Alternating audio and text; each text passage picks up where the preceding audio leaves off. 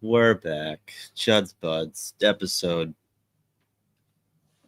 179.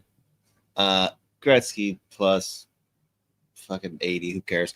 As always, your host Spokesy, joined this time by my good buddy Mr. Isha, aka at the City Life Project. Isha, how we doing? What's up, man? Pretty good. The fill-in guy now. It's my new title. Glue guy. That's Glue good. guy, yeah. That works. I missed the fun interview though with Joe Smith when I was the fill-in guy last week. I had Letary, who's a beauty in his own right, but then Hoppy got Nate Schmidt. Yeah. Also a beauty in a very different way. Yeah, that's true. Well, we appreciate you stepping in. We've got about 30 minutes to kill here before we're joined by whoever the fuck is supposed to actually join us for the Wild Brett's rankings. Coming. I know Brett's coming. I don't know if anybody else is. I should pay attention. Hey, if we run out of things to talk about, I was telling Mateo I have literally like 5 goalie fights across like 3 different leagues that we could watch if needed. So already bookmarked, ready to go. Yeah, I pulled up Twitter about 5 minutes ago. I had a message from Isha that just was a UFC video, and I was like, all right. Out of all the ones I send, that's the one you see, which is the well, I was just in my head like, I wonder who's supposed to be joining us for this thing, and then it was like, there's a message from me. Okay, UFC, great. I wonder if he's gonna remember to join. Very different. Well, things have happened since last time we did the show that are worth talking about. There's been obviously a bunch of signings given the fact the fucking season starts tomorrow. I mean, we have to just like jump into a couple. I know this isn't, I'm guessing this isn't going off the outline. So, yep, it's not. Oh, wait, no, there it is. Okay, never mind. Just kidding. Actually, I'm changing my mind already.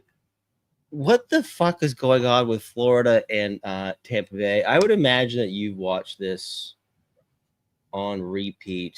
Yeah. So and it's crazy because the Florida Panthers YouTube channel is posting like just like the highlights of just that. No goals, no assists, nothing.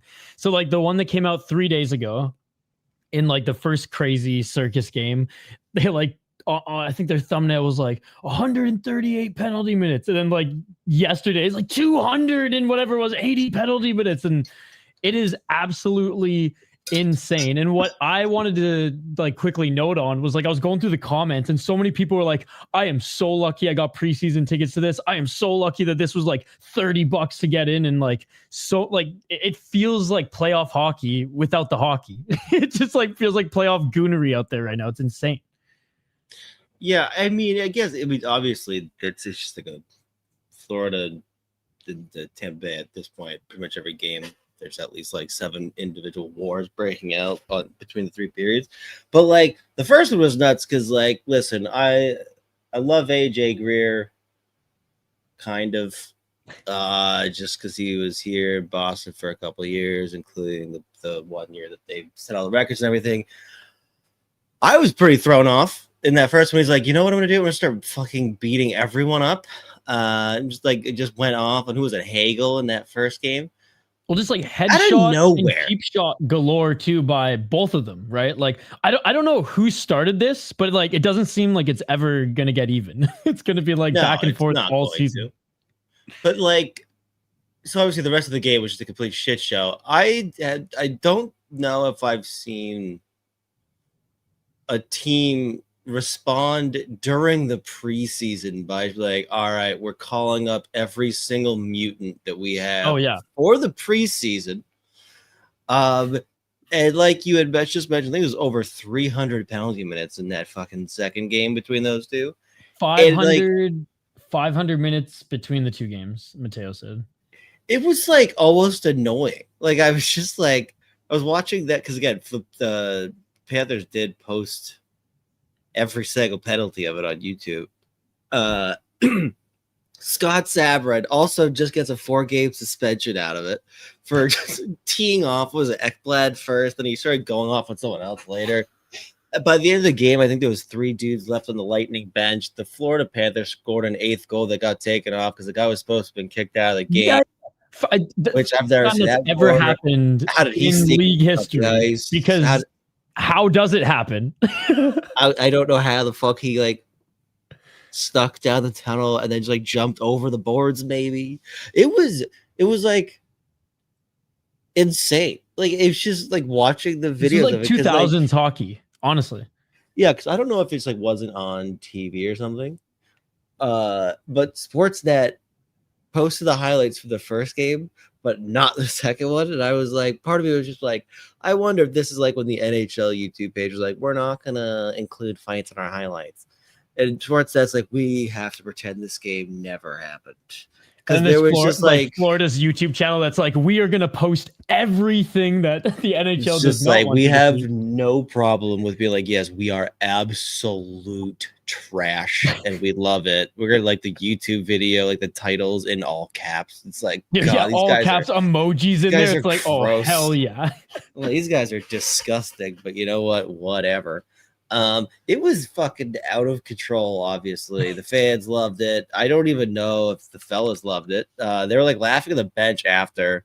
So I think there was like multiple suspensions, over $100,000 worth of fines. Like Cooper got a $25,000 fine, but like, it's just fucking insane that a preseason game had like a bunch of mutants getting called up, being like, "Hey, fellas, don't be afraid to fucking kill someone out there on the ice tonight. If someone leaves in a body bag, you're getting a fucking like it's like a Russian $10 million bonus in the KHL if you get in like 8 fights." It's kind of like win-win for the teams because A, like this happens, we're all talking about it, and B, it's like okay, the few heavyweights that actually like get the GM to like fist bump. They're the ones getting that call up in the playoffs if they need a tough, like that's the one on the list. They're gonna be like, yep, I'm gonna write his name down. I've been listening, by the way, Z, to like all just like the old school, not even old school, like mid 2000 like heavyweight interviews on like Chicklet just across like the board. And just like quickly here, Mick Fakota, a story came to mind where he was like, dude, in training camps, like I just needed someone to say my name. So I would just go after the biggest guys knowing that I was going to get knocked out. He's like, I'd go to Joey Kosher in the offseason and be like, who's the biggest guy in like Capitals training camp? They're like, oh, this dude. And he's like, oh, like, do I have a chance? Like, oh, no, he's going to kill you. He's like, but if you go and just keep fighting him, at least the coaches will be like, who is this psycho? And they'll know your name. And he's like, after fighting him like 4 or 5 times in like scrimmages, the coach is like, who the hell is this kid from the Western League? They're like, Mick Fakota. He's like, Mick Fakota. And he's like, see, they said my name. They said my name. He was literally a psychopath. Yep. So just like if any of these guys, you know, just get on the radar and just get called up for this absolute fuckery, then yeah, it's win-win. It's win-win for the guys, for the franchise to like be able to note some guys who are a little bit psycho, and for those who perform well, you'll be that first call up for more situations like this. What a shit show. Well, and think about it now. Every Panthers and Tampa game, which the teams are good now, so it's like they're relevant, but like those prices are already like probably going to be a pretty like price. You got to imagine they're hiking it up like another 10% before the season starts. Yeah. Yeah. I mean, it is fucking unbelievable. It's just it's just so funny that it was the preseason and it was just fucking like complete fucking anarchy.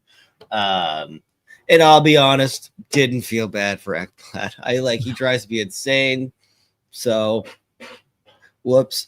But like it's not even just in the NHL right now where like, cause like I would say like, yeah, this is going on between these two teams, but like it feels like this preseason has been more violent than the last few. Now I know like there's always a few guys who are just gonna like, you know, muck it up because just they have to. Again, like what I just said, like it's gonna be a little rough around the edges for just like the AHL guys who want to just make somewhat of a name for themselves, and just those fourth liners who say like have done everything, they've hit, they've scored, they've got some assists. Like, okay, well if I can see 2 fights in there, then hey, I at least did that and the other guy didn't. But like it's not even just in the NHL, which like you can go off about any of the particular ones that you've seen, which there've been, I feel like it's every day.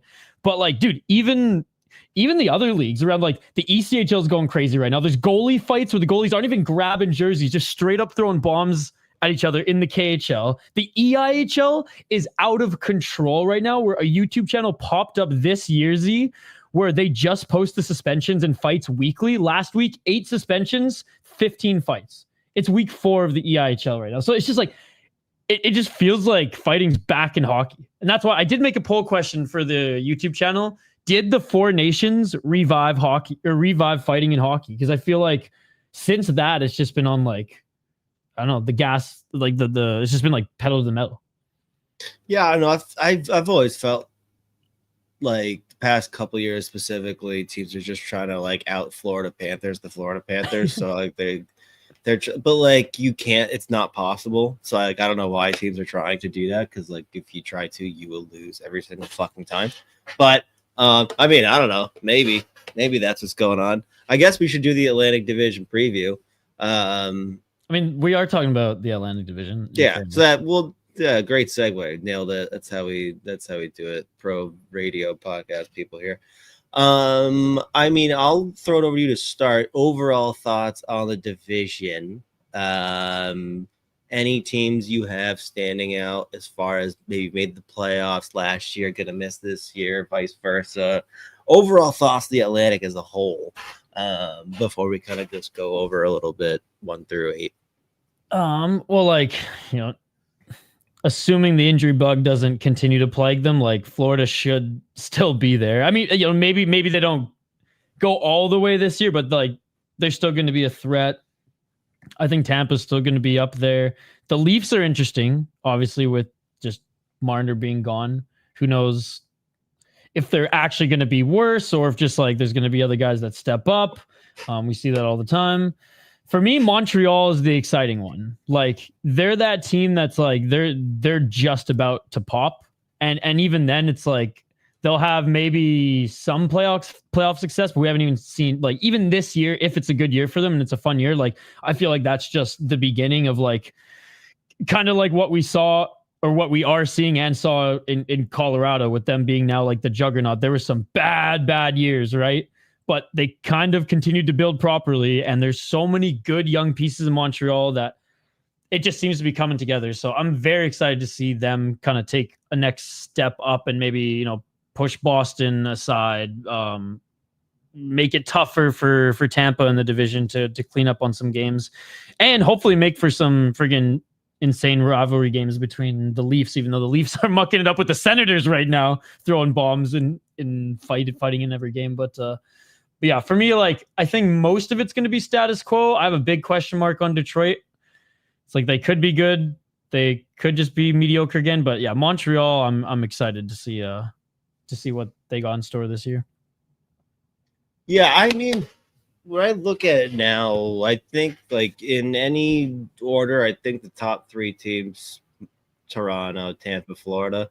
I mean, Florida is going to have those injuries out of the gate. It's going to make things tough to start. Tampa Bay just has like pretty much a similar roster what they had last year, plus minus a few guys, but still going to be legit. Toronto is going to be very fucking good. You know, yes, they lose Marner. They'll spread out the money a little bit in the forward group. We'll see what they look like defensively, and obviously, like, they just re-upped Stolars, which is good for them. I like my big takeaway with the Atlantic almost every fucking year at this point is Detroit. I think is just gonna be stuck looking like shit forever. Like I don't know what the fuck people like. The Eyes are playing. Me and Hoppy say this pretty much every week. Eyes are playing stinks. It stunk from day one. They had like 10 minutes of promise, and then it's just been dog shit since. I don't know what they're doing. They brought back like the same team pretty much again, plus or minus a few like average guys. I'm out on the Red Wings. I think they're going to stink again. At least their guys are average, not Buffalo. Yeah, Buffalo is because like both of them had so many young guys develop there and play in the NHL, and Detroit's kind of winning. Buffalo, not at all.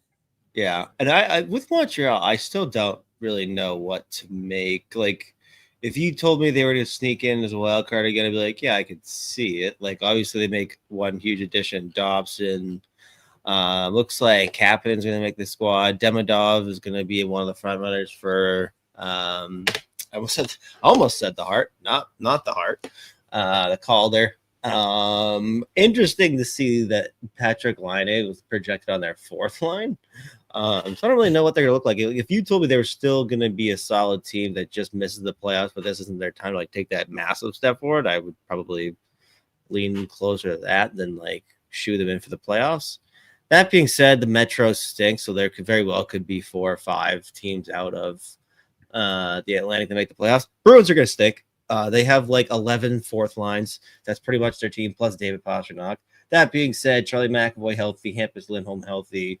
Jeremy Swayman can't possibly be as bad as he was last year. So we'll see what they look like. What about the Senators then? Because I guess we just haven't really talked about them. Like, are you like for some reason I'm more excited for Montreal than the Senators, but maybe I should be more excited for the Senators because they're closer to.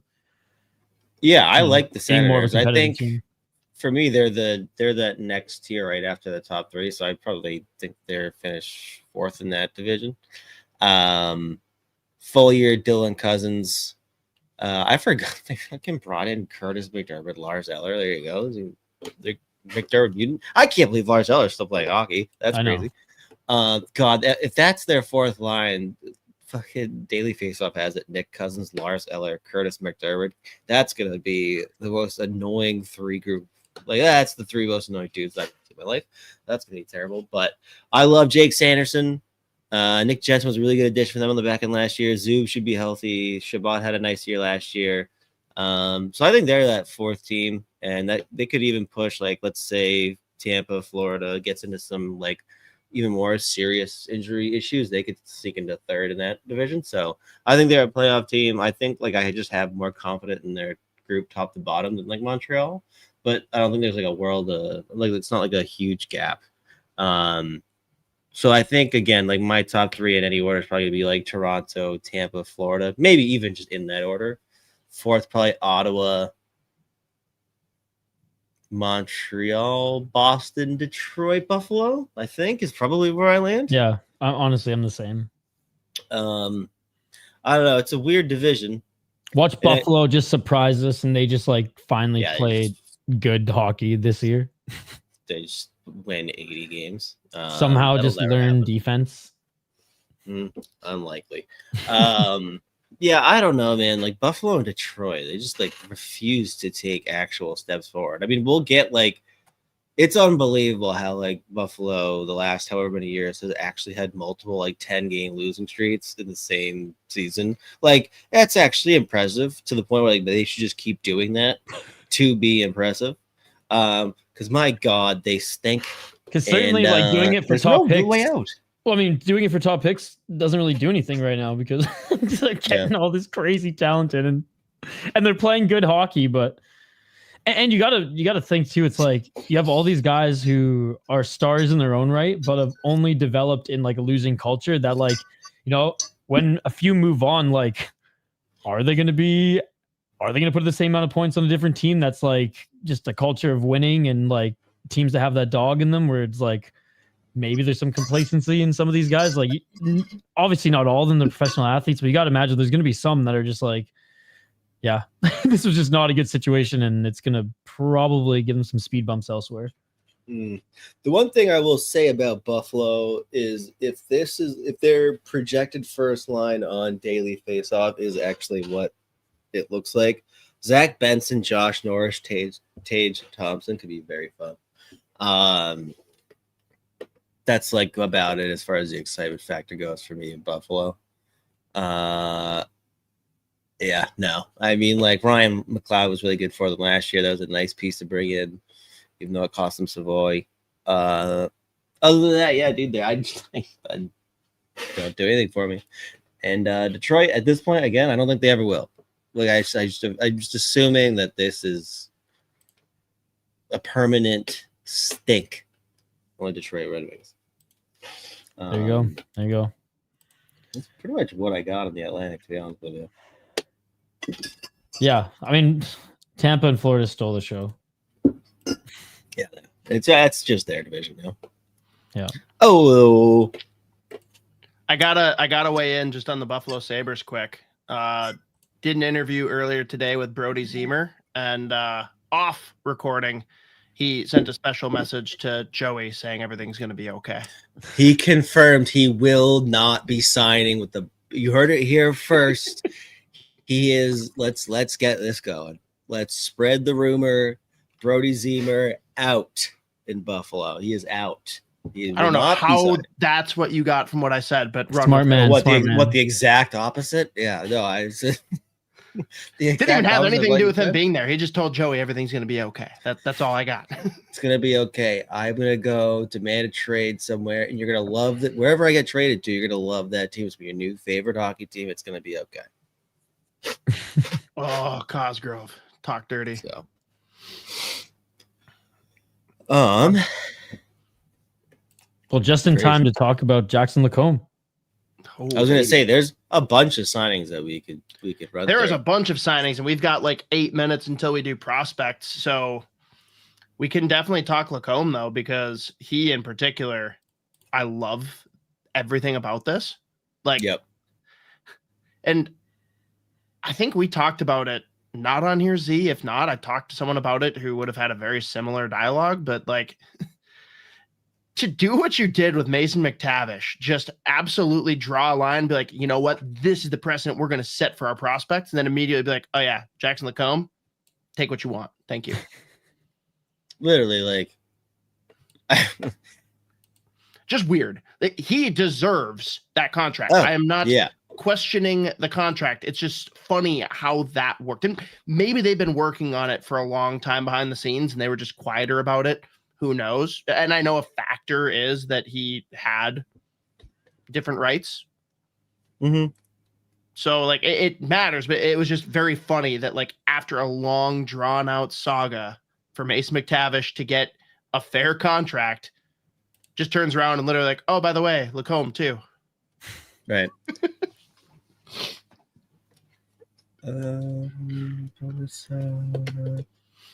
Yeah, I mean, I love the fact that he just got absolutely paid.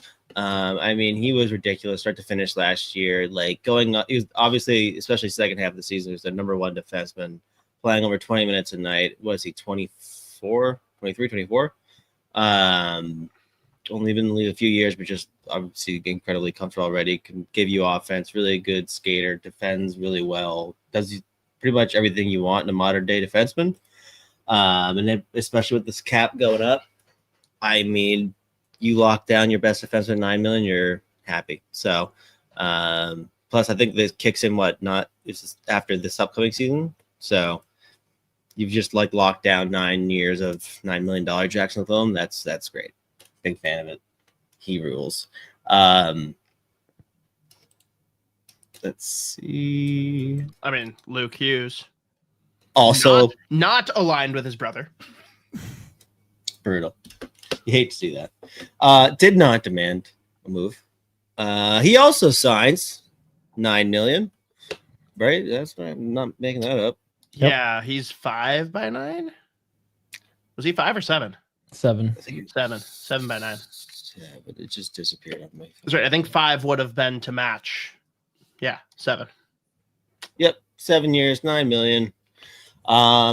Again, makes sense with like where he's headed. Hopefully he stays healthy this season because he's had a few weird injuries the first 2 years of his career.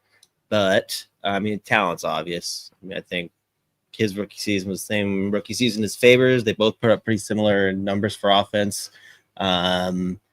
He's got a lot in New Jersey. There's like a bunch of young defensemen too that are coming up, but obviously he's just like a step further ahead probably than everyone else. You look at him as a potential number 1, number 2 D in New Jersey long term. So 7 years, $9 million. I don't know what it took. I don't know why. Again, another one that I don't know why it took so long. I felt like it was always going to end up being 8.5 to 9.5, whatever. It's like, is it term years? What? Like, I don't know why this one also took this long, but it did. But either way, they got it done. Thank God. But yeah. Another $9 million defenseman. That feels like it's just like are you a young elite D-man? All right, so the cap hits to be 9. Did you put up 40? Did you put up years. 40 points? Yeah. Okay. Here's 9. Shit, I guess we're giving you 9 million. That's okay. Fine.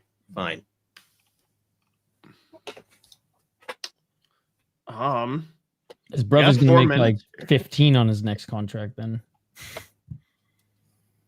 One that I missed the other day. The Panthers also threw 8 years at Nico Mikkola. Barely, I missed that one the other day. 5 million.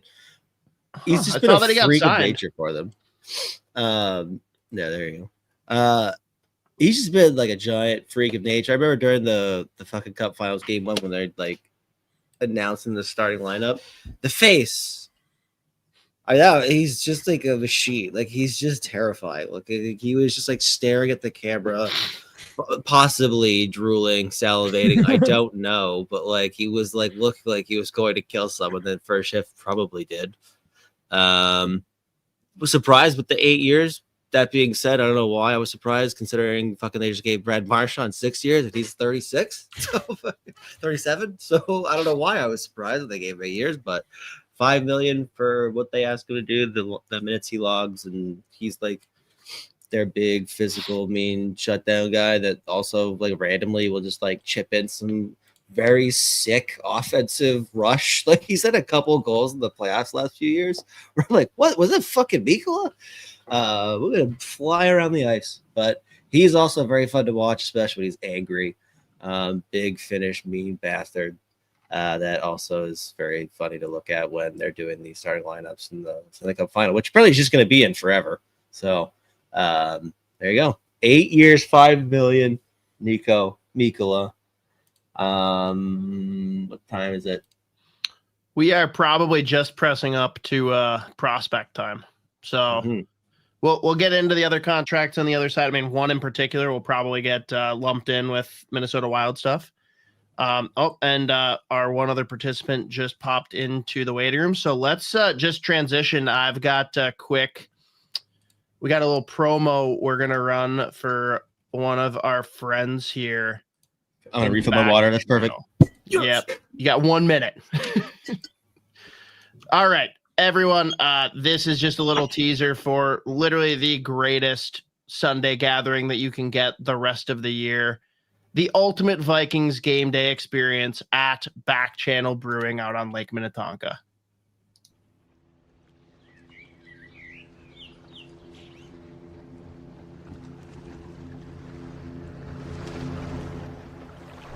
Let's go Vikings!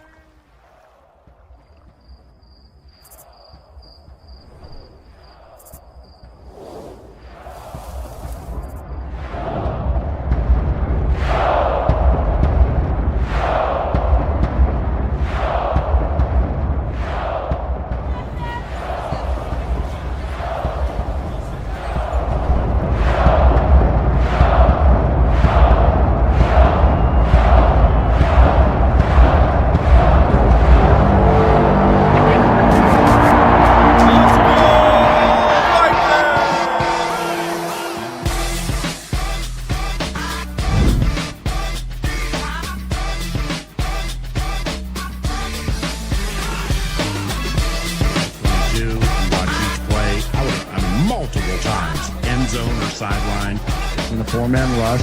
Here comes a Minnesota Viking. Oh, I forgot to remove the overlay because I'm smart. There we go. And that didn't line up correctly, but we'll tinker with it. All right, while I edit this, we have a little recap for anyone that missed last week. Anyone that missed last week, breakdown of 16 through 20 of the heralded top 20 prospects in the Minnesota Wild prospect pool.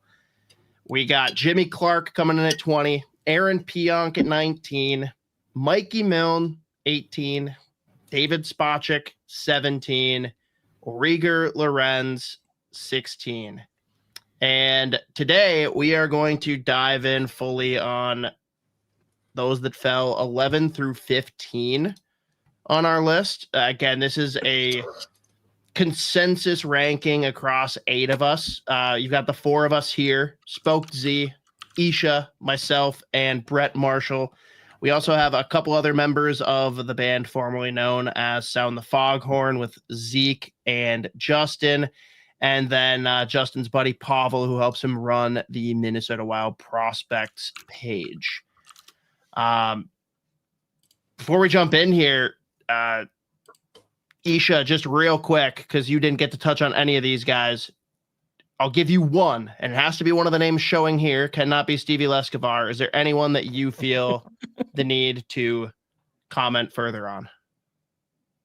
I mean, I'll say this. I wasn't as high on spot check as everybody going into last season.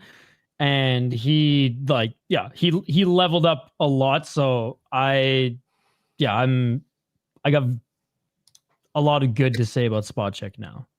But being the one, I guess, odd man out on him and not being sold on him going into last season, very impressive year. And I'm excited to see what he brings this year.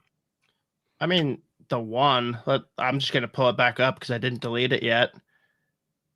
Like, you weren't even the lowest on him. Oh, like, I'm not even the lowest. Okay. Pack, I thought for some reason Mateo was lower than me. All right.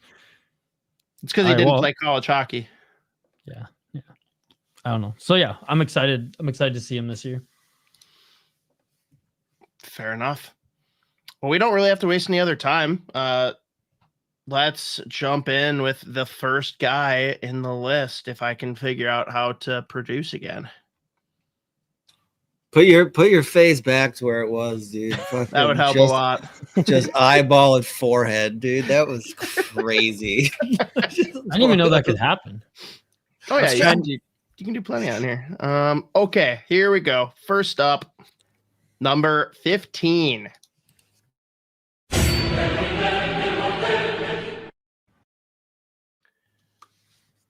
Theodore Hallquist, which makes me feel like I have the weirdest form of lisp ever. I feel bad for any announcer that has to like consistently say that last name. I feel bad for most announcers, not all of them. Fair. All right, so coming in at 15, we have Theodore Hallquist, recent draftee here, just this past draft 2025. The most optimistic rank coming from Brett Marshall at 12, the lowest coming from Pavel of Minnesota Wild prospects at 22. Everyone else falls somewhere in between. Me and Mateo get bonus points for nailing 15 on the dot, because that actually matters for some reason. Brett, I'll let you lead, though. You are the most excited. Tell us why. Yeah. This is like, I think for those that weren't here last week, we talked a little bit about Z and I, at least, about like we kind of maybe not even so much from rankings, but we more have tiers where players could go anywhere in that tier. And I think he's kind of in this 11 to 15 spot for me, probably. So I just happened to end up being the highest. I can't say I know a whole lot about him, just a little bit from what I know from draft season. But I just think he's got a pretty high floor. And I think, being a right-handed shot that could be, a third pair right D maybe down the future. I just think, given that they want spot check out, or not that they don't want spot check out, but he might want out. There is kind of a more clear path forward, I think, for a right-handed defenseman, and one who's playing a little bit more at the pro type of level over in Sweden. I think he can make an impact sooner rather than later. So I just bumped him up a couple spots, but I think kind of a floor play defenseman, kind of a lot of attributes I think that the Wild tend to take in defensemen, more of that steady presence, not necessarily a game breaker offensively, but smart player with the puck, two-way player, that kind of thing. So definitely will be one I want to watch this year. Would not be surprised if he rises or falls down my board. I don't know a ton about him at this juncture. Be honest. What % of your 12 ranking came from a couple of comps coming out that he could be like a Jonas Brodin light? I did not see that one, but kind of like what I have read about him, I think that was the name that popped into mind when people describe him as a competitive, physical, efficient, effective defenseman who makes the smart play consistently per Scott Wheeler. So that sounds very Jonas Brodin like to me. So yeah, I think I think anytime you can get a Jonas Brodin light, if it's an NHL defenseman, you're not too upset with it. Nice. Z, much less optimistic with your 13 ranking. How do we feel? Yeah, I hate him, obviously. I mean, so I think for me, where I actually kind of struggled with where exactly I wanted to put him, I landed, and like Brett said, it is pretty much like 11 to 15 type player, where I do think he's a super high floor. And last year, he's like, he's got the size, the mobility. He's really smart, makes the right play, defends well. And I mean, there is just some untapped offensive potential that I think, we'll see how this year goes for him. That being said, Isha, I'm about to tell you something that might make you change your mind and make him number one. Saturday, he did get 25 penalty minutes for fighting, which you are not allowed to do in the J20, and he was fighting. So there you go. I think he took someone's head off and then fought them. So it was great. But he just became Isha's number 2 ranked prospect after that. I'm like trying to find the fight. I'll find it for you. I doubt it was a real, like a crazy fight, but he's a right shot D-man. He's over 6 foot, so obviously, again, basically the best player in the world. But I mean, just like really good skater. Again, like Brett mentioned, the defending is advanced. I mean, he played probably, I want to say he played the most of all the draft eligibles this past season. I think he logged the most minutes in the SHL as far as defensemen go, anyway. So I mean, I think there's maybe like low ceiling, super high floor. Like, again, he's already played a ton of pro hockey. I think he's really smart. Again, the mobility, decision making. So we've talked about the different player, but like a similar conversation we had like at this time last year with Sebastian Swede, where it's like all the elements of a solid puck moving potential, like a decent enough point production, right shot demons there. It's just like sometimes a little bit too conservative instead of like experimenting with some of the tools that he's got. But I just think his defending's on a different level. So if he can tap into the offense a little bit this year, he could even, again, like go higher in the ranking. But I don't see him being on your first pair. Probably tops out as far as like full high ceiling, probably like 4. But either way, I think he got a really high floor. I think he's at the very least like a 5-6 minute muncher. He can kill penalties. He's got some offensive ability, and we'll see if he can like kind of tap into that. But I like the player, like the NHL projections. So landed right around the 13, but anywhere 11 to 15 would have been fine with me. Isha, do you change your mind? I mean, probably now 15 at least. But no, I was from the tape that I watched on him, like I really liked his passing, and like Brett and Z said, the untapped potential, like he's got some pretty nasty dekes, and he's got good hands, but it's mostly to just like evade and skate around guys and then make that first or second pass. Really good at working the blue line. So I was just impressed with what I saw there. It was like he didn't make any bad passes. Like he's just super aware of what's going on. I mean, I didn't see enough really of his skating to see if he's like fast or not, but he's like pretty mobile, I guess. So yeah, but his passing is what. And then after I saw that, I was like, oh, it's like there's a bunch of really sick passing plays here. I like read some of the reports, and like everyone was like, oh yeah, playmaking, and just solid IQ defensively. And I was like, okay, that checks out. So I was pleasantly surprised, because this year I wasn't as like tapped into the draft as you guys were. So it was actually fun for me to like just do a deep dive on all these guys for our rankings. And yeah, this guy, he impressed me. I wasn't either. I've just been making shit up for like 12 months. I don't even. I mean, that's what I used to do before we brought you on. So no, you had your draft guide that just sucked. Oh man, I'm so heartbroken. I can't fucking get it here. Every gas station in Canada, you can get good old hockey news, but not here. All right, well, there you have it. Defenseman Theodore Hallquist, or as Cosgrove has already coined him, Teddy Hall. I'm just gonna call him Taylor Hall, dude. Like, whatever. Who cares? Ooh. Could probably trade him for Taylor Hall. 1 for 1. All right. Well, let's then move on from 15 to our consensus number 14 among the Minnesota Wild prospects.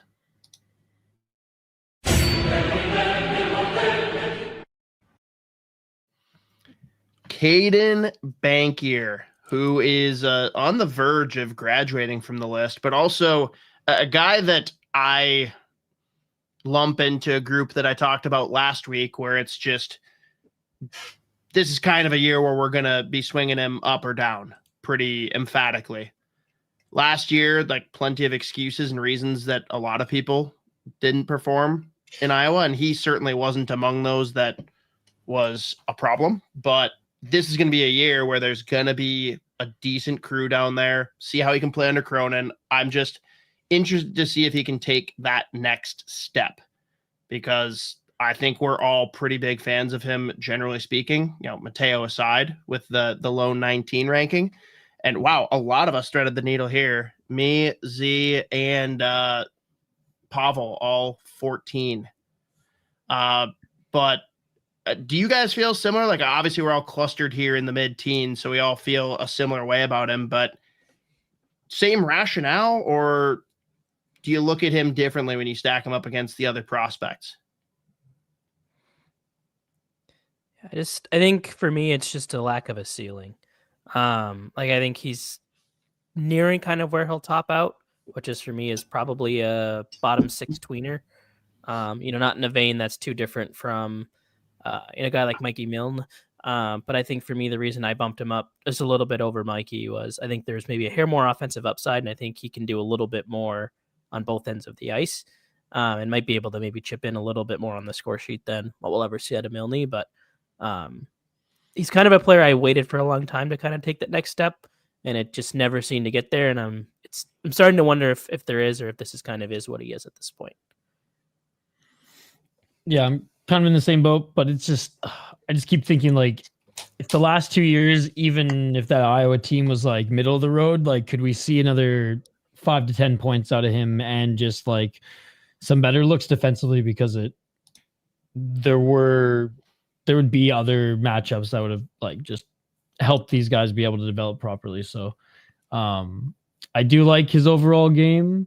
I don't know if he's going to be like NHL, like a talent in the NHL, but yeah, I hope that that Iowa's even just mid-tier this year, because then we can actually gauge some of these guys, because we just have so many question marks because of the last 2 years, or like their development just gets a little bit hampered, and yeah,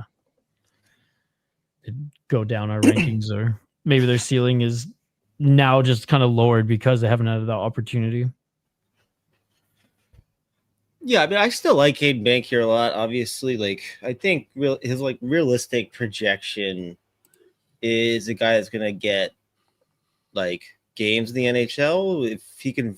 The thing is, like, when you have someone his size and as smart as he is, he does have a little bit of offense in him, but like his calling card is just the fact that he's one of those players you kind of like just throw over the board in any situation.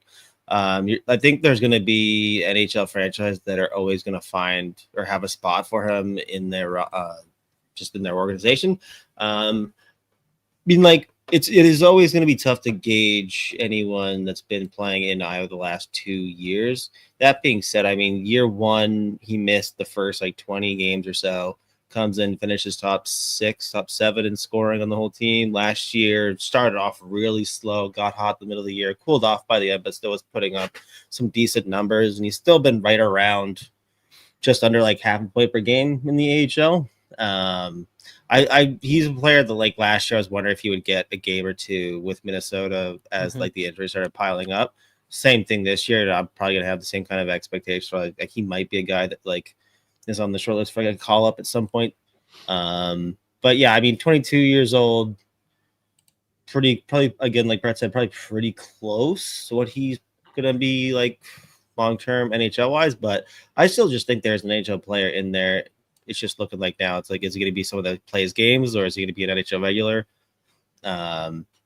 Still young, only been pro for 2 years. Obviously that last year we saw him in the WHL just absolutely popped, makes that World Juniors team, and like is a factor in his limited minutes. But again, I remember when they drafted him, like the words that Judd Brackett used, there was like low maintenance, like every coach is going to love him. Like, just whatever you need him to do in any situation, he can do it. He can play center. He can play on the wing. He can kill penalties. He can score the power play. Like, he can do everything. It just might be like full-time AHL, but gets NHL games. So he might be a tweener, but We'll see. I think this is going to be a year. I'm like weirdly. I'm not going to say confident in Iowa, but I do think they're going to be like organized and less of a complete gong show night in, night out. I mean, they have to be, right? Like, Because if yeah, not, if it's they like, want to what the like hell is live, going on? if they want to live to see the next day, like Craig Cronin will demand that from them. So it'll be interesting to see what they look like. But I do think, and I think Hoppy had mentioned it, like this is definitely gonna be a big year for him as far as just like what his actual projection. Like this is we're gonna be probably have a little bit more confidence in like what he's gonna be. But I still believe in the player. I think there's an NHL player in there, and despite the fact that, like Brett said, like maybe we don't know what his actual ceiling is.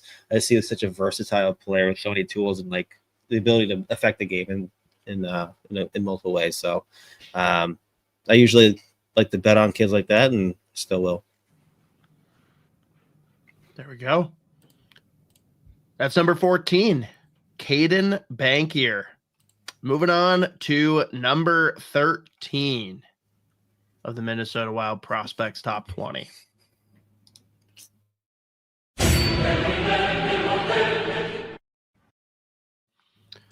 Rasmus Kumpalainen might be the coolest name among our prospect pool. The most optimistic here, Pavel at 11, and pessimistic, Brett Marshall hates him, ranked him 19. Oh my, we had 4 of us thread the needle with 13. I don't know who wants to lead off here because it probably shouldn't be Brett. There's at least 3 people that listen that are like, oh my God, they actually hate this person. Brett, do you at least like the Pelicans jerseys? I mean, come on. The Pelicans jerseys are great. That's why he's not in the 20s. Yeah, I think in hindsight, I probably have him a hair too low. Looking back at some of the players I ranked him under, but like I think they drafted him. I think he's a center. He has size, but I think there's a question too. Will that amount to anything? Has some okay offensive numbers. Did okay in the league last year, which is a professional men's league, with 16 points in 48 games. Has played well international. I'm just wondering, kind of. There's a player we'll talk about later in these rankings, and if you have Eriksson Ek and Hartman, and if Urov eventually fits in there, whoever else down the middle, I just wonder if there's truly going to be a spot for him unless there's injuries. So it was just hard for me to get him a little bit further up my board when I don't clearly see a path forward for him and see him beating out some other types of players. I feel like we're going to have that dilemma though for a lot of guys. Like, yeah, I think that's an okay problem because I think some of these guys need a couple of years in Iowa to really figure some things out, especially the guys that have been back and forth. Like Z, talk about him in the OHL versus him going overseas to Finland. And I think that's part of where the rankings are coming in for some people too, is he did take a little bit of a step back throughout part of last season. Yeah, I mean, so, playing in the OHL looked really good. Made a lot of flashy plays. Again, I'm going to mention this every single time we talk about Kumpalainen, a fascinating hockey player where like his transition data is off the charts. Like, I don't know how he successfully navigates through the neutral zone with the puck on a stick without it getting taken from him, because he moves about half a mile an hour and it is fascinating to watch. But he's got insane, like just like raw skill, can score from in tight, solid defensively. But like the foot speed is going to be the major issue with him. Like, I think if he could move a little bit better, he would have a chance to potentially be like a middle six scorer that can kill penalties for you. Like, he's never going to be like 40, 50 points. But I think like when you looked at him in his draft year, and even that first in the OHL, like you looked at like a guy that could be third, fourth line, give you like 20, 30 points, kill penalties, and just kind of like be a well-rounded player, can play center, can play wing. But there's like a lot of NHL assets, but the skating is just such a problem. Still makes it work. Like, fascinating that he can, but I mean, that's like playing like finish U20 and then in the OHL. It was a fascinating start to the year last year with Pelicans in the J era in Finnish Liga. Really hard league to play in, especially as a young player with skill. I think his first game he had 3 points, and then finishing the year with like 16. Got hurt halfway through the year, and then Pelicans, they were just fucking dog shit They were a very bad hockey team. So like he went a long stretch without scoring, got like benched a few times, but I mean that's just part of being a young player in Finland. So it was kind of tough to gauge exactly like how successful or unsuccessful the season was playing pro hockey in Finland. Like, again, really, really hard league to play in. Not a league that you go to like bank points. Like it's just not going to happen for you. So the fact that he finished with 16 is actually like somewhat impressive, honestly. It was just a long gap like in the middle of the year where you just putting up nothing. But there wasn't a whole lot of points to be had on that team. This year in Iowa, it'll be interesting to see where he slots in. Are they going to have him play center? Are they going to have him play wing? Again, just a versatile player that has some upside as far as like some NHL like qualities, style of play. It's the foot speed is going to be a problem for him, and exactly where he slots in. Right now, projects like a bottom six guy. I think he's an NHL player. Again, might not be here, but that's part of having a whole lot of prospects. I thought he was okay in the preseason. Made a couple plays that I thought stood out, a couple mistakes. So we'll see if he can adjust to like just the pro speed. But I do think there's an NHL player in there. I don't think it's necessarily going to be like the next year or two. Like he might need 2-3 years in the AHL. That's fine. That's the other thing too. Like he just got drafted 2 years ago, so not too worried about it either way. But I like the player. Again, just a fascinating guy to watch. And you know, again, that the year in the OHL he looked awesome. So he'll be another really interesting player to watch in Iowa with Greg Cronin. But yeah, we'll see how it goes. I think the AHL is just such a good league for him now. Like, it's the perfect, because originally he was going to spend like a couple of years with the Pelicans, right? So I was surprised that he's coming over. Yeah, I mean they narrowly avoided getting relegated last year. Like I thought they did get relegated, and then they also over there they have like the playoffs to not get relegated, which is like very funny to me. But I think he put up a couple points in that series, which was nice. And obviously they're still in Liga, so we'll see what. I mean, I guess we won't really see how they do because I'm not going to pay attention to them if I don't have to. But yeah, he will be a key player, but probably in Iowa because they still have a pretty young squad down there with a couple veterans now, but would like to see him get an elevated role. Again, he's going to be killing penalties and probably be in that second power play unit. But it's just the speed of the game is going to be like the litmus test, I think, for him. Now, Z, do you recall the one asset that he has that at least helps offset that skating that I'm just like obsessed with? No.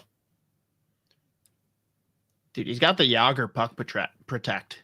Like, yeah, the way that take the puck from him. Like dude, it's impossible. Like he's going a mile an hour around the perimeter, but good luck. Like, yeah, I did get in trouble last year at work. So I watched his for like the full game, his first full game. And like, I think it was like his third shift. There was some dude that was like 35 years old, like almost his size, tried to line him up in the neutral zone as he was moving half a mile an hour. And the guy exploded. Like he didn't even throw a reverse. I don't even know if he knows that the guy bumped into him. But like the other guy basically disintegrated. And I was like, this is unbelievable. Like if he was the Titanic, that fucking iceberg would have been fucked. Okay, this is why I just love this prospect. Lives. He's just such like a Finn, just such a Finnish style player. And hopefully, like I don't want not that the Wild rush their prospects at all, but like let him marinate. Let's see if he can get a little bit faster, or at least like be comfortable in the AHL speed. Because if so, then okay, that's a good sign. And I'm stoked to have him in Iowa next year. Just even the idea of the Wild rushing prospects coming up in this is hilarious to me. I know. Yeah. So he's in good hands right now. Or he's in a good situation right now. Well, we hope. Yeah, we hope. All right. That's number 13, Rasmus Kumpalainen. Moving on to number 12 of the Minnesota Wild top 20 prospects.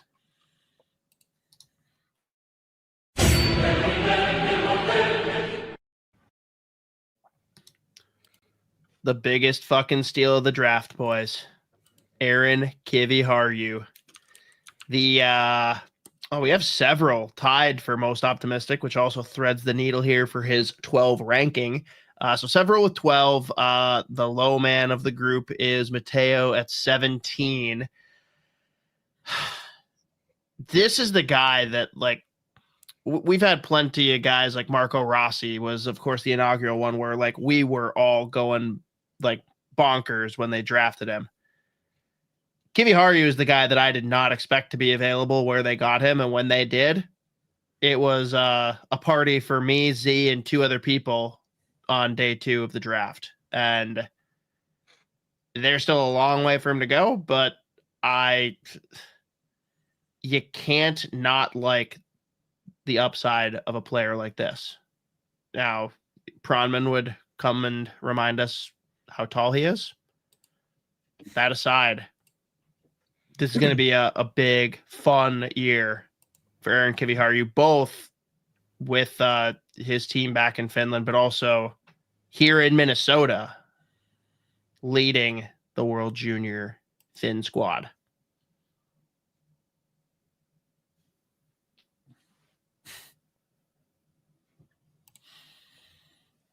Who wants to start? I wanted to see how long we could have that awkward silence. Let's see. I guess technically out of this group, Z, you are the highest. Yeah, I mean, so Kiviharu for me is just such a tough projection for like NHL defenseman. Undersized, not a fast skater, not like super agile, but pretty like with the puck can move fairly well. Really good puck mover from the back end. I think like it was key last year that he stayed healthy pretty much the whole year. First half of the year or so, it was a bit of a struggle getting back into the swing of things, but by the end, he was logging like regular top 4 minutes for Helsinki IFK. Was on their power. I always do this quarterback their power play with mixed results. But he's a super smart player.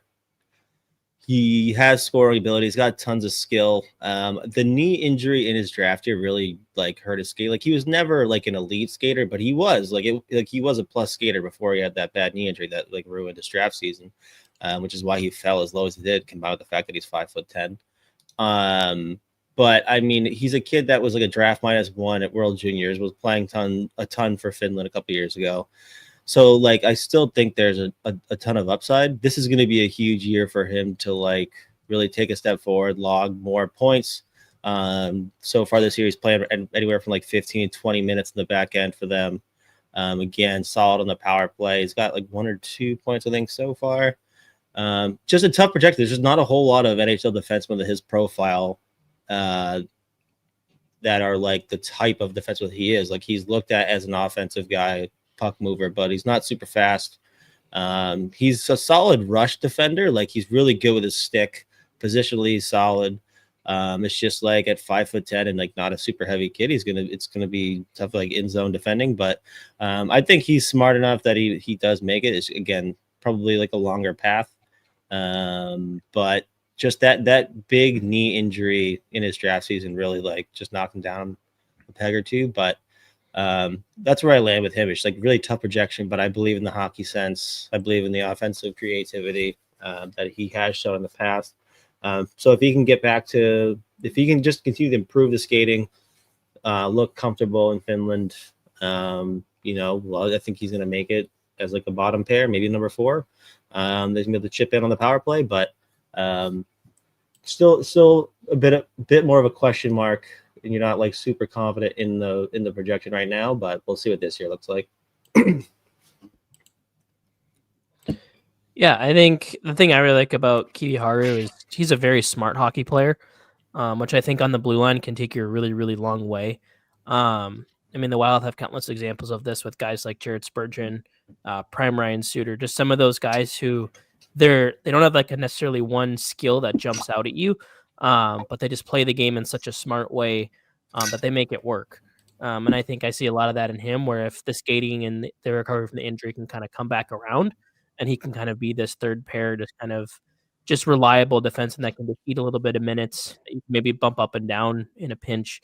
If he could be that type of guy, I think there's potential there. It's just a matter of if you're the Wild, they have a smaller blue line up front already. So, are they going to be one that looks for smooth, kind of simple puck moving? Do they want some more size on that third pair? I think it really just depends kind of how they want to build their blue line. But I see him as a guy that's going to have probably a pretty big impact in the AHL sooner rather than later, and could potentially, end up on this group as a depth defenseman, maybe. But we'll see. But definitely a player I think there's a lot of upside. It's just wondering if he can get there or not.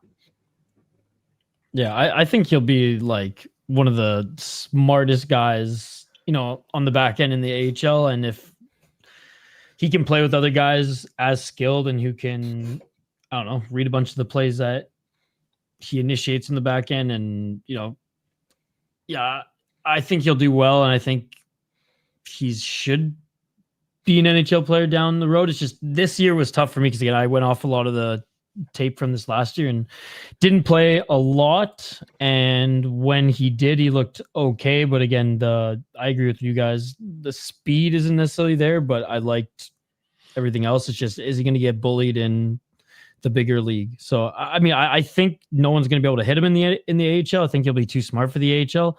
So I guess my biggest question is just like, can he play, like Brett, you said Spurgeon, can he take the abuse that Spurgeon takes, right? So AHL is a good step up, but I think like it's gonna be weird. I think the AHL is gonna be obviously great development for him, but like until he hits the NHL, where like it's just the guys are big, fast, and just as smart as you, will he be able to just take damage in the corners and in front of the net like you said the Spurgeon has been able to adapt to and thrive in?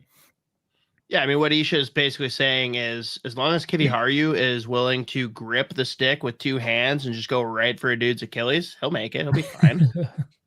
Yeah, I mean, well, again, he's playing in Finland again this year, but like, the thing is, I think the skating will go a long way in that too, where like he can make himself just less hittable. Like again, before that knee injury, he was really mobile and he had like decent speed. And he was like tough to like get to on the forecheck, again, like really smart, thinking two plays ahead. So at his best, he's a really solid puck mover, capable of like taking the puck up himself, finding a first pass, whatever the best play is, he would manage to make that play.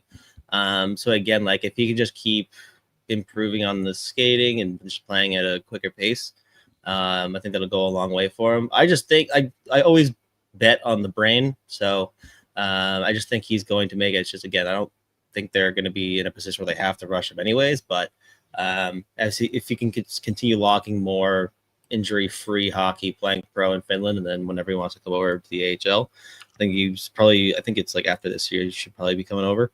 I think it'll do a world of good for him. He's just going to stay healthy, continue to improve that skating, get back closer to where he was before that knee injury.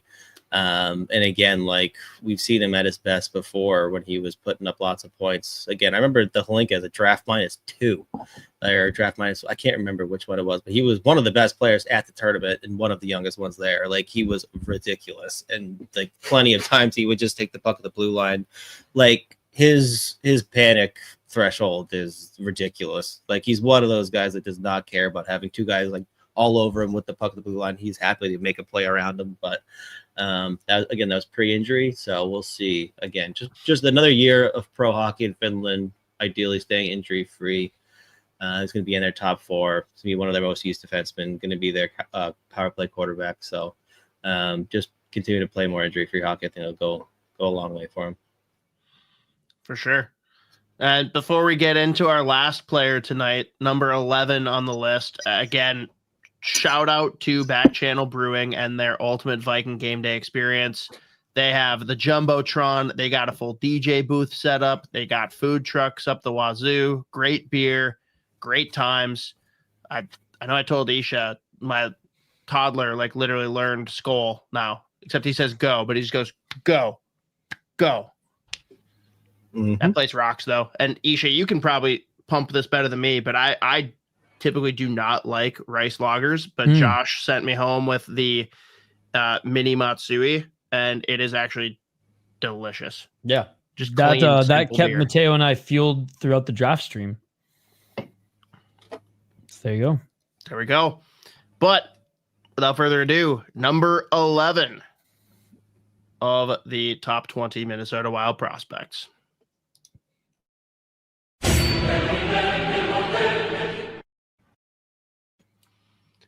Ryder Ritchie, the guy who torched in Medicine Hat last year alongside Gavin McKenna and is now going to play for a wagon in BU, Boston University, as one of the many CHL kids that decided to flock to greener pastures. Let's see. I am the highest on him by quite a stretch. Mateo hates him at 17. That might be the biggest like margins that we've had on anybody so far. And I mean, Mateo, he's playing college hockey. I don't know why you've got him down. Bro, he's got 3 points already in college hockey. But I mean, this is a guy that I think we're all excited about. It's like, what can he do, right? The talent, not questioned.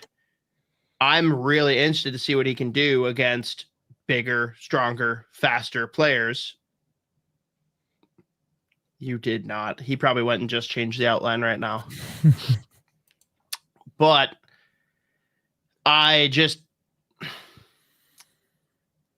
you look at the other guys once we crack into the top 10, because Isha and I were the only ones that had him, quote unquote, in the top 10, even though he's just outside here. What do you want to see from him this year, Z, that would tell you, oh shit, like, okay, this guy is like one of our top guys in the pool?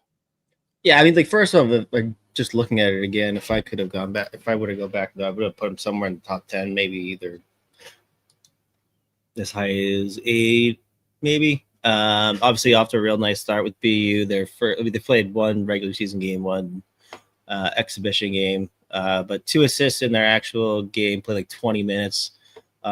Looked more than comfortable, but he's just got a ton of skill. So if he can put up roughly point per game, assuming he stays in that top 6, which I don't really know why he wouldn't. But I mean, again, just like looking to be a force on the puck, being a go-to guy. Again, dual threat. He's got a good shot. He's also a really solid playmaker, strong skater. And I mean, he's physical. He's not going to back down from physicality of college hockey. Again, already looks like he is very comfortable. And I mean, we saw after that slow start Medicine Hat last year, once he came back from injury. I mean, he was all over the score sheet. So, I mean, just kind of continuing on the path that he was on, like second half of that WHL season last year, and just being a go-to guy for offense with BU. I think it's just a really good environment for him, the players that he's playing with. So again, like if he can just stand out pretty much shift by shift, he's going to be there for a year or two. We'll see what happens after that. But obviously, again, it's been a couple of games here. It looks really good. But who's he playing with so far? Playing with Boisvert, I think it was. Just pull it up again. I just had it up, actually.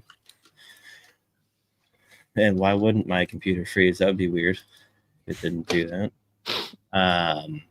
What was the line? Boisvert and... There we go. Frozen again. Yeah, Boisvert and Eisenman on that first line. So... Again, I think it was LIU they played, but 2 assists in that first game. Again, like we mentioned, it dual threat offensively. So if he can just look to be a go-to guy to man the puck, it just kind of showcase the skills he's got, because he was one of the flashier players in that draft class when they took him. So I thought it was a steal when they took him. Still do. Still believe in that upside, and just like watching how good he was with Medicine Hat second half of the year, and like the limited action we've seen so far. And no reason to believe anything last year was a fluke, or only because he was playing like a guy like Gavin McKenna. So going to continue looking good. So that's all you can ask for. And I did point out to him at the summer showcase that you did, in fact, have him in the first round. Fuck yeah. It's important. Yeah, I think like in terms of like pure raw skill, I think he's probably up there at the top of the Wild's prospect pool. I think he brings a lot to the table offensively. He's grown, I think, now 4 inches since his draft year. I think he was drafted at 5'10". He's 6'2" now. So, like, has hit a growth spurt that, like, every GM dreams of his players hitting. Yeah, and as Z said, I'm looking forward to see what he can do in college hockey. I think if he can be in that top 6, hit that point per game. I think he's a player that you get really, really excited about. But much like another player who I think we'll talk about next week, I do wonder, is the offense enough to carry you into a top 6 role? Or, does he end up kind of maybe like almost like a Ryan Donato type where to be successful, he has to play in a top 6 role? Is that maybe on like a more middling team, those kinds of things? I think the skill will get him there, but just wondering kind of, is he an everyday NHLer? Does he stick with the Wild? Those types of things. I'm optimistic he will, and I think he could be a piece, when they're looking to fill some gaps here in a couple of years, kind of through this window that's opening up. He's a player that I wonder if can get in on that mix maybe in year like 3, 4, 5. I would foresee maybe 1 to 2 years here at BU, and then we'll see where it goes from there. Yeah, I mean, insanely skilled, and I think like I'm just banking on that carrying him, and not to say that there's not going to be any work in his two-way side of the game, but I think that when the skill is this special and the team knows that they got something special in them, like they're not going to be, I guess, as tough on him, and they're going to let him do his thing. They're not going to try to, maybe bury him in the bottom 6 or anything. And you never saw that in the NH or in the WHL. They're not going to do it in college hockey. Like Z said, he should just stay in the top 6. And I think when he eventually comes over pro, I mean, again, knock on wood that this year, like if there are any hiccups, even just, I don't know, maybe they need him. Okay, now you're 6'2", you got to put some weight on. Maybe that affects his game just a little bit, but I don't know. I think whether it's 1 or 2 years in college, like when he comes to play pro, like he might be one of those guys who like make the jump to the NHL with like limited time in the A because of that. So the fact that he's grown now too, if he can put some muscle on in the next 2 years, which he will, like, dude, he's going to be a monster. I'm super stoked to see him play pro in a couple of years. And I'm actually excited to see him play college hockey this year. I don't know if you know this, but apparently everyone in Canada thinks the only reason to come play college hockey is because it means you get more time in the weight room. So, I mean, is that what everyone's saying? That's funny. I mean, that is it's a benefit for sure. I mean, honestly, unless you're playing for freaking like Victoria, Kamloops, Kelowna, I mean, you don't necessarily have the best facilities in the dub as far as, weight facilities and like personal training and things like that. If he can continue this trend of averaging an increase of 2 inches in height every season if he can hit the NHL at 6'8", he's going to be the greatest player that's ever lived. He'll take Stevie's spot. He did like it's interesting looking at like the points last year, because he's the type of player like that. The biggest asset he has is that shot, like his ability to like just like. No, yeah, his shot's wicked. Like he can like knock any puck down and just like rifle it immediately. He's got a phenomenal one timer. So I think he's gonna like once he can kind of get into his spot here, especially on the top. Like I think he's playing with Cole Eiserman, so it's kind of like just dish it to Cole Eiserman. And, like he's just like the best shooter that we've seen coming out of the draft for like a while. But like his ability to just like the release off the catch, knock pucks down, he's just got such a quick fucking release, and he can score from distance. Like he is a phenomenal goal scorer. So and I'm excited to see him in playoffs too, because like he's so good in the playoffs. And he's if he sticks with Eiserman, those two in the playoffs are going to be the fucking night. Yeah, I mean, even game Cole Eiserman fucking rules. So if he's playing the same line as Cole, it's gonna be very fun to watch. No, even without McKenna though, with like in Prince Albert, the year they made playoffs before he moved to Medicine Hat, like he was a dog. He played like 5 or 6 games playoffs, but like I remember him just absolutely being the best player on the ice every game. His last 2 playoff runs, he has 12 goals, 13 assists, 25 points in 23 games, and is +5. Well, and didn't he have a few assists in the Memorial Cup too? It just says he has 2 years ago 5 games, 7 points. Last year 18 points in 18 games. Anyways, is the Memorial Cup not part of the playoffs? Like, I don't think so.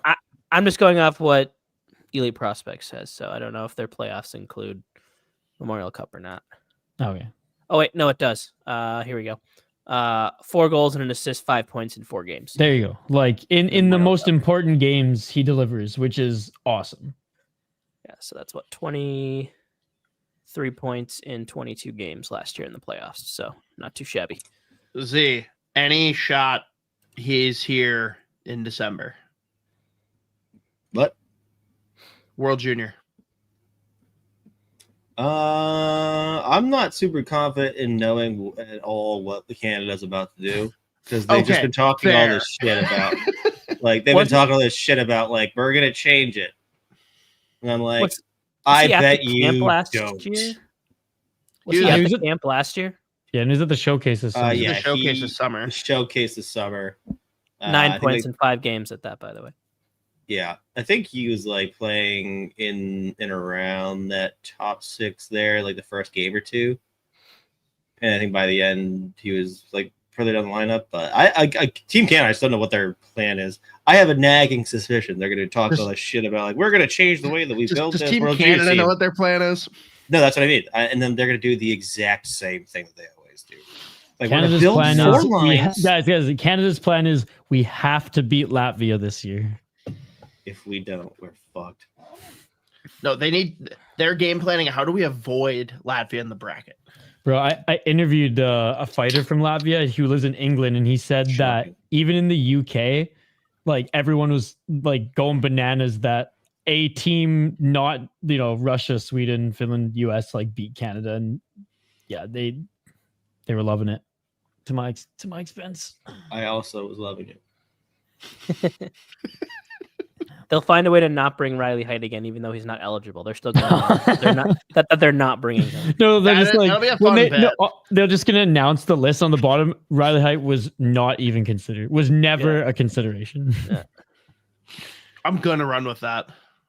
That's about as much brain Hey, capacity that's as I'll on have them. by Look what that point. happened. Look what happened when they didn't bring him. Right. So Yeah. They left a lot of talent at home last year and then wondered why they couldn't score goals. Gee, I wonder why. hey, they scored. well, I mean, they scored also- gold at the showcase though. They and the guys they brought their like 4th line. No time on the peeper.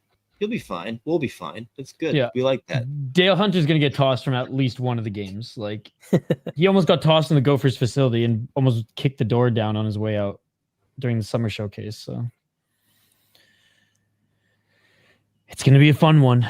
He is the torts of Canada. Now that Michel Terrier is just somewhere on a beach smoking cigarettes. It was all good till Matt Schaefer crashed the net. Oh man. Did you guys talk about Daemon Hunt already?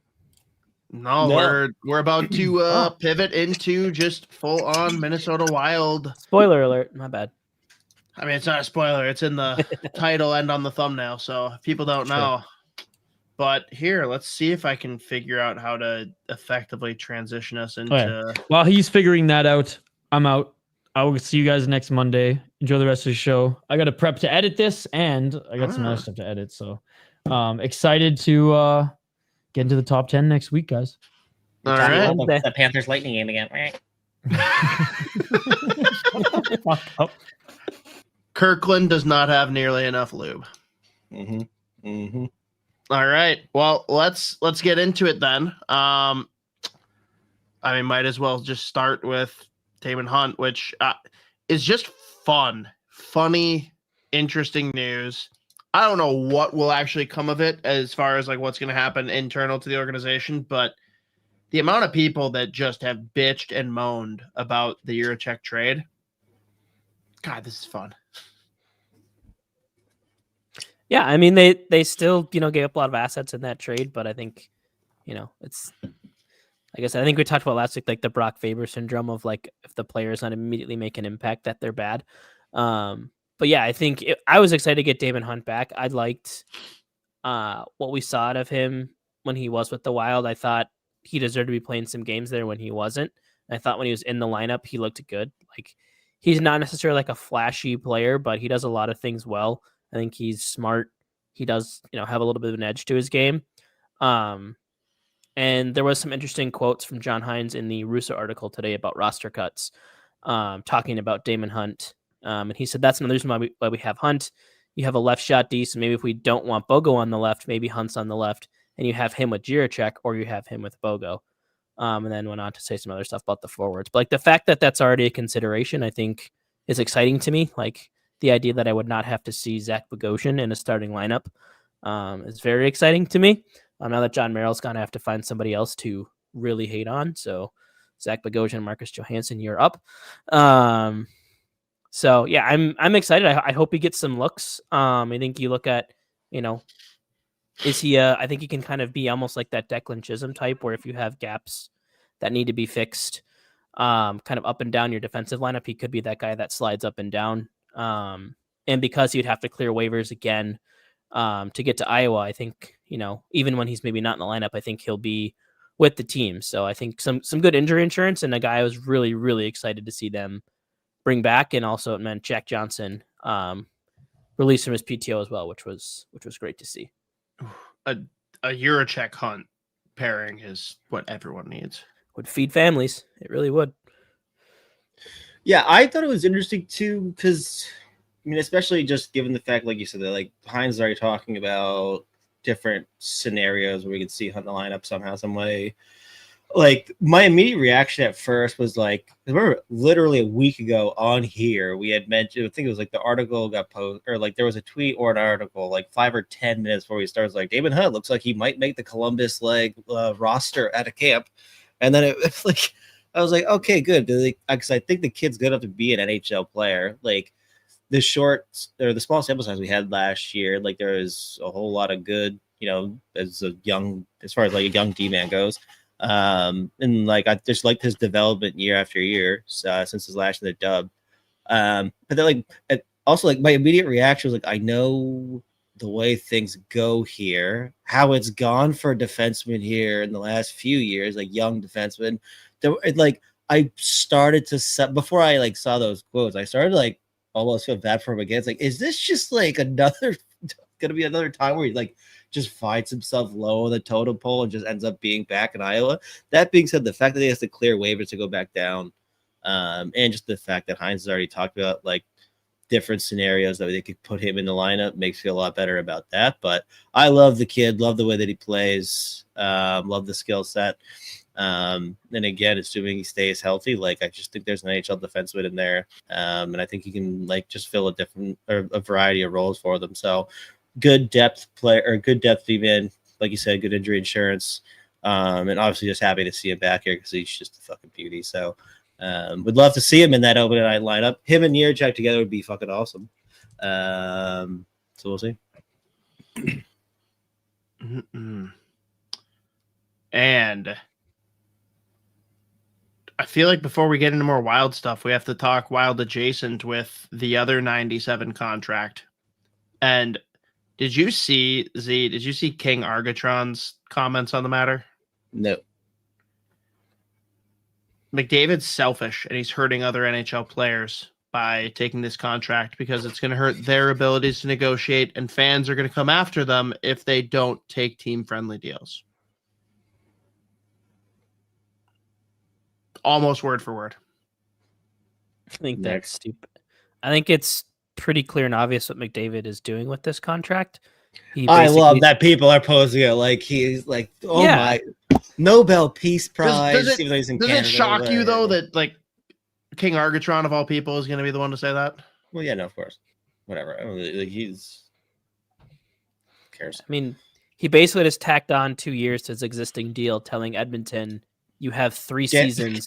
Get ready, motherfuckers. To get something other than Andrew Mangiapane in my top 6 and a goaltender that can stop pucks. They gave Freddie 7 or 8 years, dude. That's great. He's playing with Draisaitl and McDavid right now. Yeah, we'll see. That's the truth, baby. Yeah. I was shocked though when I saw that. 2 years, was it 12 and a half? Mm-hmm. He's like, yeah, we'll just keep doing what we're doing, but buckle up. It's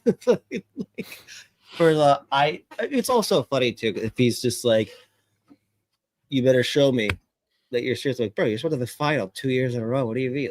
You're making it work. You're the guy. You're that guy. I don't. But I do love also, like you said, it's been posed like, oh, he took such a team friendly deal. It's like, yes, he did. If you think he's doing that in 2 years or in 3 years, I guess, Yeah. you're out of your fucking mind. Now, if they in year 2 or if one of those years they win a cup, maybe that changes things for him, or maybe he looks to extend beyond that. But yeah, we'll see. I think and it sounds like, according to reports, he came to management with the proposal, not the other way around. Like he said, hey, I will just take 2 more years than what you're paying me right now, and let's go do this thing. So the West is a gauntlet to get through every year, so it's a big bet for them. But to the point about rooting for everybody else, I think the fact that Kaprizov's contract still exists, and you see kind of even what young defensemen are getting paid and stuff. Like I don't, if because here's the thing, if other teams that say, hey, well, McDavid took less, you think Jack Eichel's just not going to Vegas and being like, well, if you won't pay me that, somebody else will, and just walking out the door? Like they're going to do that. So I don't think it's messing things up in that way. Maybe it could for a rare player here or there, but I don't think it's going to ruin the whole market. Yeah, it is crazy to think that like players be like, oh, you know what? You're right. You're right. Connor took 2 years, 12 and a half. I'll take league minimum. You're right. My bad. Yeah. Because I want to win. It's insane. But I'll tell you what, though, didn't see it coming. Did not see that one coming. I figured if anything, it would be like matching Draisaitl for AAV. 12 and a half was a surprise. And I don't know. It is interesting. I do wonder, though, because he'll never do it, just like Crosby would never do it. Like they'll never flex their muscle regarding like non-on ice things, let alone on ice things. But how quickly would Bowman have been out the door if he went to ownership and was like, I am not going to extend if this is the guy that's going to be orchestrating the cup run? Because I have zero faith in Stan Bowman to come in and do what he needs to for this team to win a cup. I don't. Yeah. I don't know. He's just like, you know what? We call Shirley up. Hey, is Koskinen still playing hockey? All right, cool. We're going to throw him another one of those contracts. We're way too on the same page. The second this deal was done, I'm like, good. That makes room for a Koskinen re-sign. Yeah. Still the craziest signing that has ever happened in the NHL. Like hours before being fired, they let him execute that contract. It just serves like, what a world. Let me get this one more bad contract. All right, why not? Like, oh, you think you're just gonna you think I'm going out that door? You're not gonna fucking think about me every day for the next half decade? Hold on a second, bitch. HR has not processed his exit interview yet. You looked really good in fucking warm-ups the other day. How about 5 years? On the same team, I did want to just make a quick comment about the whole like Jake Wallman thing. That was my next point. That was what I'm fascinated by this contract. Yeah, and like 7x7, like I talk about the value, but I think just you look at like I didn't see that one. What? Yeah, 7x7. But it's just kind of crazy. I think it was at the start of last year. Detroit basically said, yeah, this guy was like a quality top 6 defenseman for us, but we don't really want him anymore. Here's San Jose, you take him. We'll throw in a 2nd-round pick too. That 2nd-round pick has turned into a Swedish defenseman who I believe is a top 10 prospect in their pool.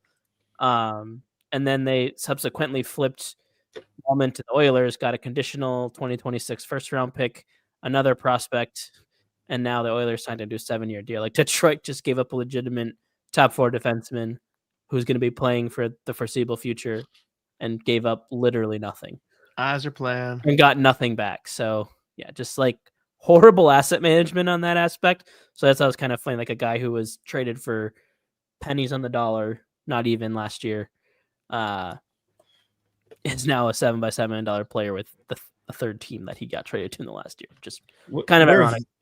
We're very vocal about. I think I've hit the point where I am the confusion I have around people be like, the eyes are like, you gotta let it come to fruition. And I'm like, this is fucking crazy. He let They sent off. By the way, like also Wallman with Cider, they looked so fucking good, and they're like, Nah. how about futures? Future consideration, not even like a 2027. It's literally just future consideration. It for that. All they get back or from Detroit with the second round pick, which, like you said, that's Leo Solly-Wallenius, was like a potential late first, second round pick. And then obviously, like you said, the Sharks flip it for a first. Like, it's crazy how bad Detroit fucked that asset up. Like it to this, like, I will never understand it, but yeah, I mean, looked real good with Edmonton last year. Shockingly, was just like losing his mind. Like Florida absolutely broke his brain in that cup final where he's like, I actually am gonna fight everybody, and like the Panthers just successfully dragged him into the mud. Which again, this I think, well, me and Nisha started the show talking about the Florida Tampa Bay thing, and I was like, I don't know why teams just keep doing this with Florida. Like, it doesn't matter. Like they're just better at this than you. And they don't care. They're like, sure, call up your mutants for a fucking preseason game. Sure. I mean, in fairness, Tampa walked so that Florida could run. Like, they basically became this because they had to find a way to beat Tampa. And now they're a monster. They had to find a way to counter. They had to find a way to counteract the Yzer plan.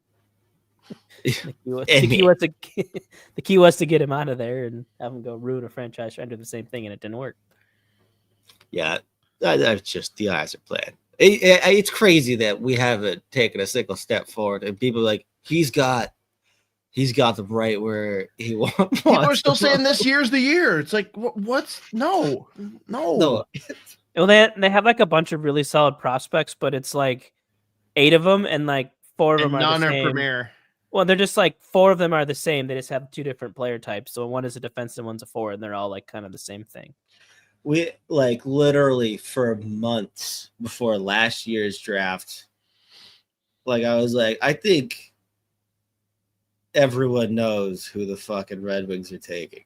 Like, it was never even, there was no other player that they were going to take, especially because he was probably going to be available. But like, Brodsek Nygaard was just the most red. He was my draft son. I love that kid, and he looks really good. Very Eisman, though. Just such a fucking like Red Wings draft pick. And I remember I was like the week before the draft, I was like, I'm gonna tune into the what's their podcast called? There's that one, the Red Wings dudes have like, there's the one big Red Wings podcast. I was like, I'm curious to see if they're on the same page here. And like, I think they started up, they was like, so like they're gonna take fucking Brodsek Nygaard, right? They were like, yeah, okay. Everyone knows this is crazy. Yeah. And then Z just signs off like, yep, that's all I need. Like every mock draft, he was there. Yeah. It's like we're actually, the NHL is like, so he's going here. Like, so like we'll see. Oh man. Yeah, Jake Wall at 7 by 7. I couldn't believe less. Yeah, that news snuck in. It was like between when McDavid tweeted that he was extending and when like the terms came out. Like, oh yeah, by the way, Jake Wallman also 7 by 7. By the way, you want to see some more crazy shit? Hang on though. Spin zone. If you told everyone a month ago that they were going to get McDavid and Wallman done for 19.5, you'd probably be like, all right. Yeah. That plays. Shout out Wallman for taking a 1x1. That's what I would assume, dude.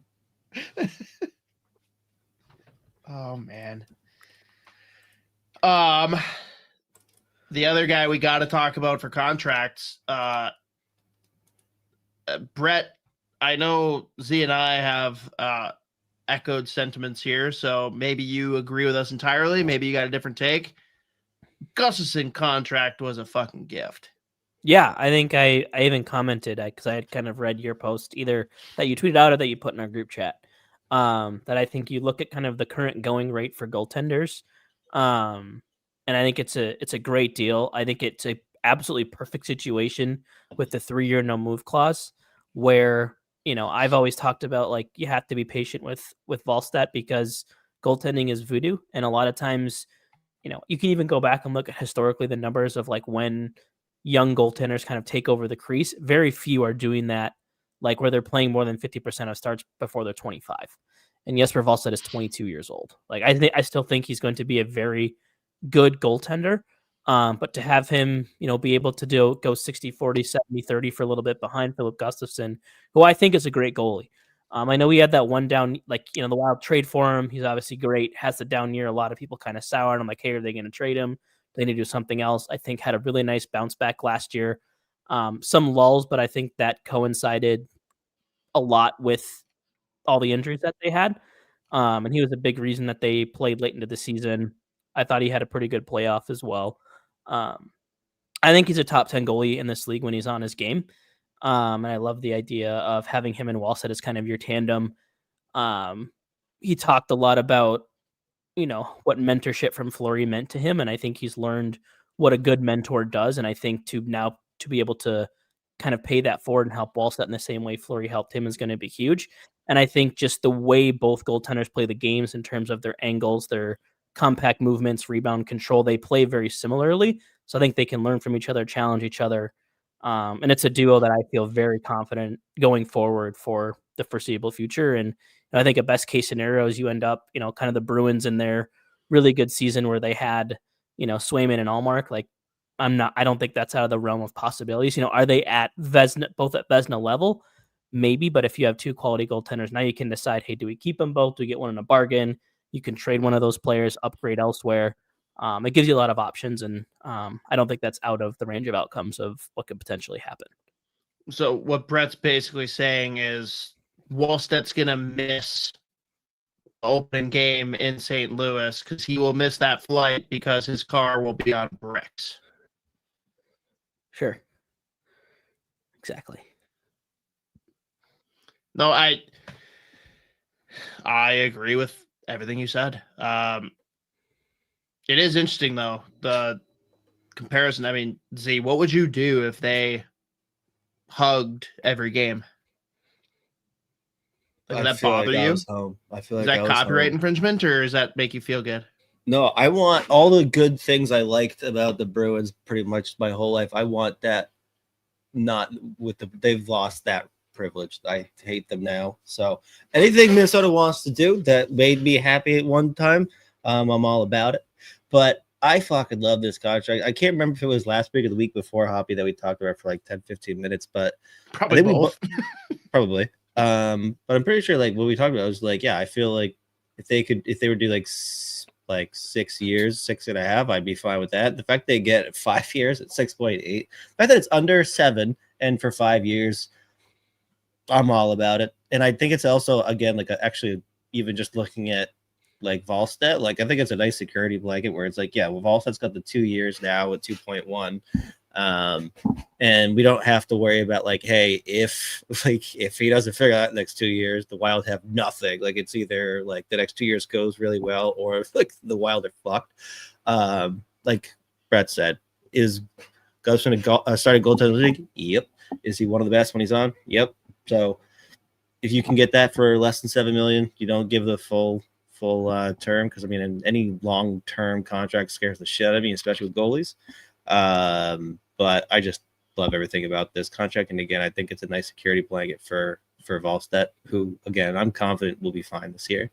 Last year was just such a fucking ridiculous season in every way possible for Wallstedt and like the Wild in general. Like even like you mentioned, like the lulls with Gustafsson, it's like, yeah, he had a lull. I think Bogosian played like 25 minutes more than like twice last year. So like that's like it's crazy. Like so it's just like such a ridiculous season for the whole franchise as far as like injuries go.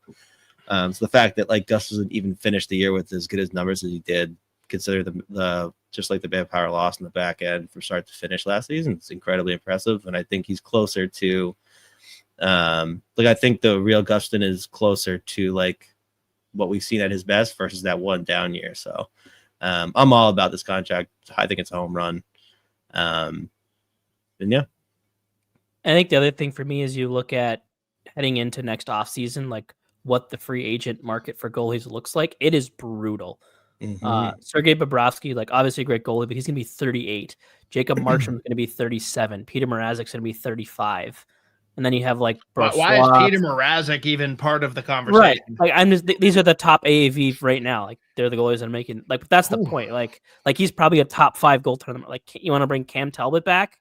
You know, Freddie Anderson at age 38. Like I like there's no young promising goaltender. Like you want to take your shot on Stuart Skinner and live the Oilers nightmare? Doubt it.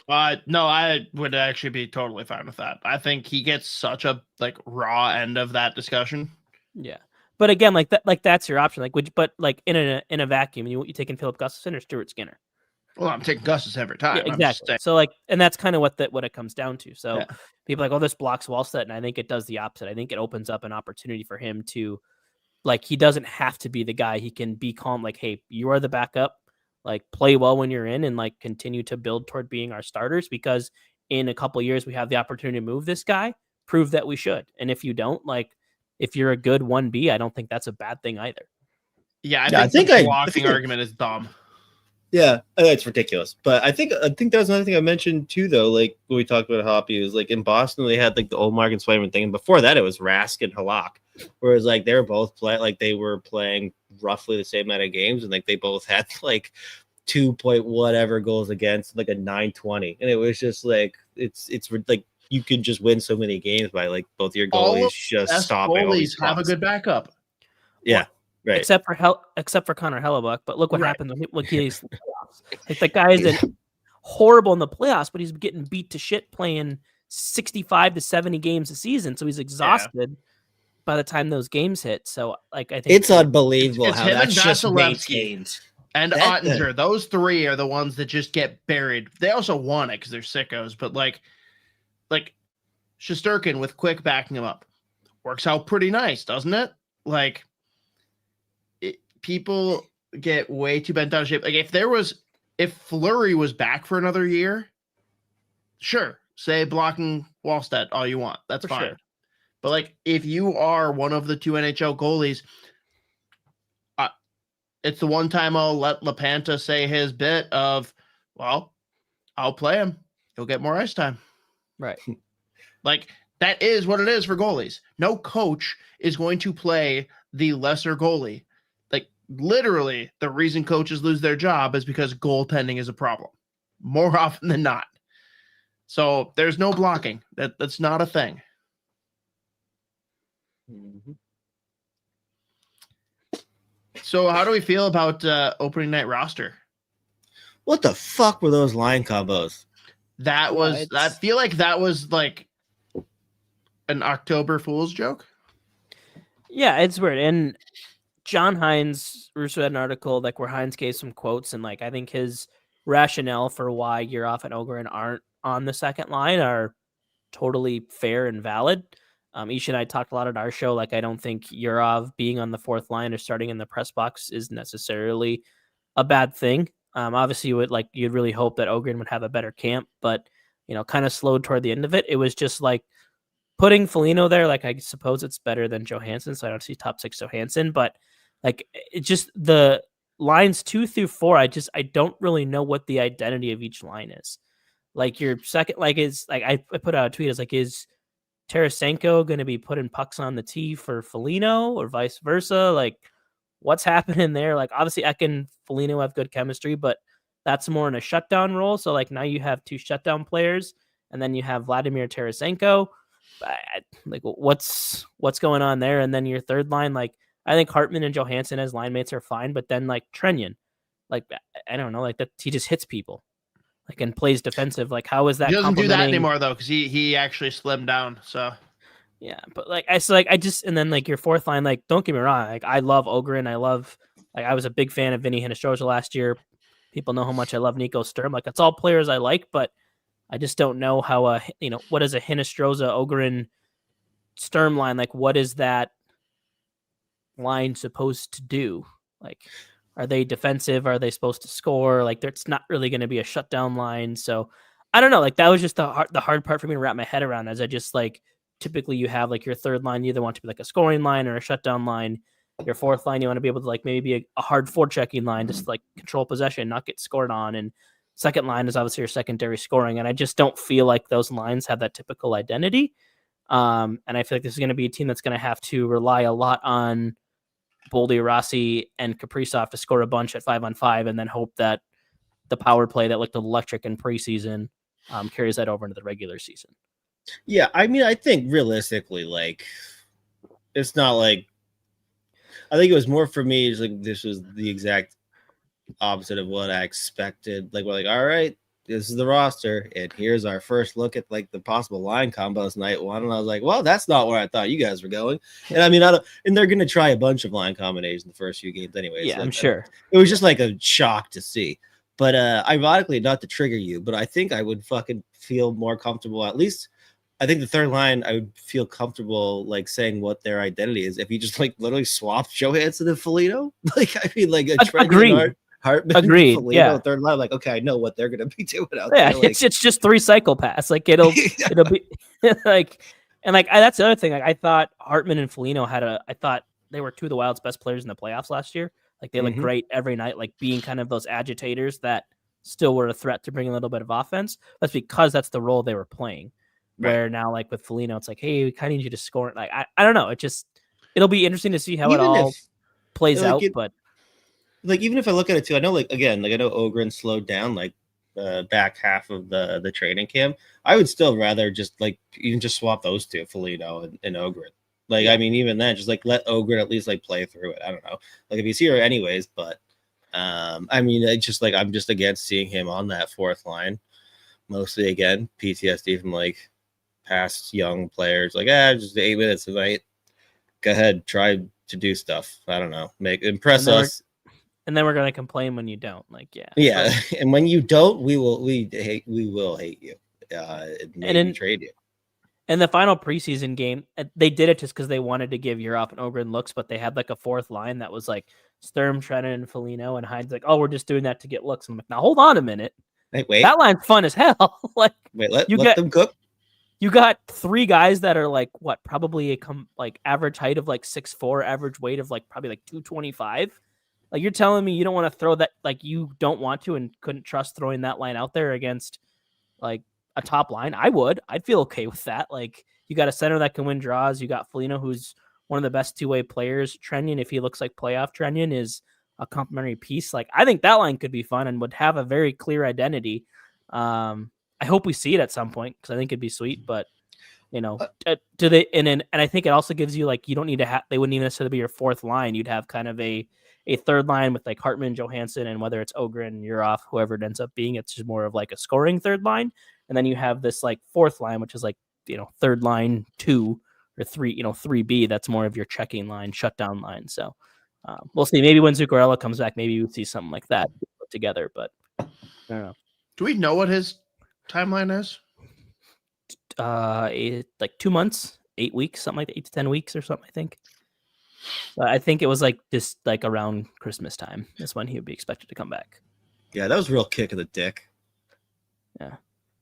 Really bust your balls, you know? Mm-hmm. Damn. Well played, brother. Yeah.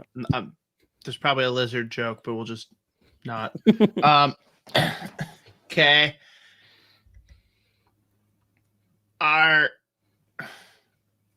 How do we feel about the third pairing of what's likely Bogosian and Juracek? Yeah, I think what I liked, especially from the Heinz quote that I read, is it sounds like no matter what, the plan is for David Jiricek to be on the third pair. It's just it's whether it's Bogosian or Hunt. But I love that it seems to be Jiricek's spot for now. I do wonder if they kind of moved him in and out of power play 2 during preseason, and the way power play 1 is playing, power play 2 might not ever see the ice. But if they do, I do wonder if are they running maybe 2 defensemen with him and Spurgeon? Does he play over Spurgeon on that? So kind of curious to see what he gets, and is he a guy that, if he's not playing power play, is he playing penalty kill? And just seeing his usage, I thought his preseason's kind of up and down. He had some moments where he stepped up in the play really nice in the offensive zone, made some smart plays, but then at times where he had some bad turnovers. One that led to the goal, I think, in the Chicago game. But I thought, like, in most cases, I thought he responded well to those mistakes, and, like, obviously it's going to be a learning experience for him. But, I think the fact that he seems to be the one player that, William aside, I think he's more of a special case given what his role is with the power play. But they seem to want to give him reps and help him learn. And, if having to watch Zach Bogosian means that David Jiricek's not in the press box, then I think I can deal with that. We talked about it last week too. Like, I really want them to let Jiricek play his game, make mistakes, learn from the mistakes, and not just be like, okay, one mistake, bench, like one bad game, okay, back down to Iowa, or sit in the press box for 10 in a row. Like, that's the biggest thing for me.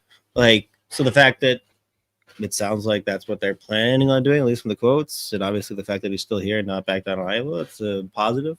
I'm curious to see, because, like, again, part of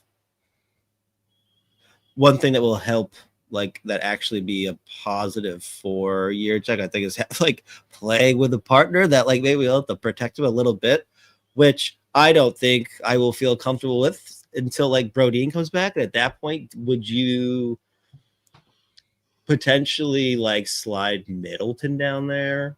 I think that's the only way. That's what I would do. I think, yeah. And then you run, especially if Spurgeon and William look good, then you have, Faber and Brodin, and then you have Middleton and Jiricek. Like, that's, I think something the Wild have lacked is a third pair that you feel good about when they're on the ice. I've talked about a lot on our show is that a lot of times that third pair is playing sheltered minutes, and that they're getting softer matchups, or, they're the ones being thrown out for offensive zone faceoffs to play with the Kaprizov line, so they can just spend time in the offensive zone. Where if all of a sudden that's a Middleton Jiricek, maybe now that's, have three pairs, you can maybe roll a little more confidently, and you're not, playing as much as we make memes about Brock Faber playing 28 minutes a night. I think that's why we've seen him, between what the Four Nations and playing tons of minutes with the blue line hurt, you saw his game start to kind of dip in the second half of last year. And I think some of that has to be fatigue when you're going out there and you're playing 20, 30 minutes every night against Connor McDavid and Nathan McKinnon and whoever else it is. If you can now spread those minutes out between three pairs, I think that really helps your blue line be more on their game night in, night out, because they're not exhausted, especially, when you're playing things like 3 games in 5 nights or 3 games in 4 nights, like they will sometimes. It was crazy too. When that third pair was sheltered, they somehow were still out there at the worst possible time. Like in the fucking, like in the playoffs, and a couple of goals against. We're like, look at that, Merrill and Bogosian on the ice at the same time. That's fucking insane. D-zone face. But it's Rossi's fault. It's Rossi's still fault. happening. Yeah. Z. Yeah. Mateo Marco, wants you to idiot. know: is Daemon Hunt a penalty killer? Yeah, he can give penalties. Yeah, I mean, he's kind of just, he can give you a little bit of everything, not that one elite like skill, but he's just such a versatile player. Again, also can play like left, can play on the right. But yeah, he can kill penalties. He killed a ton of penalties in Iowa when he was here last year and the year before. It's, I've talked about it before. The evolution of like WHL Daemon Hunt versus AHL Daemon Hunt was fascinating. Because I mean, it was just like shinny hockey, the WHL, and it was so fun. him and my boy Matejchuk. It was incredible. I'm still sad that never happened. Sad that that did not happen in the NHL. That would have been maybe like they're like they had like a couple training camp shifts together. They're like, we can't. So they're back to their old tricks again. They're F1 and F2 on the fucking forecheck. How do we get Matejchuk is the question. We kidnap him.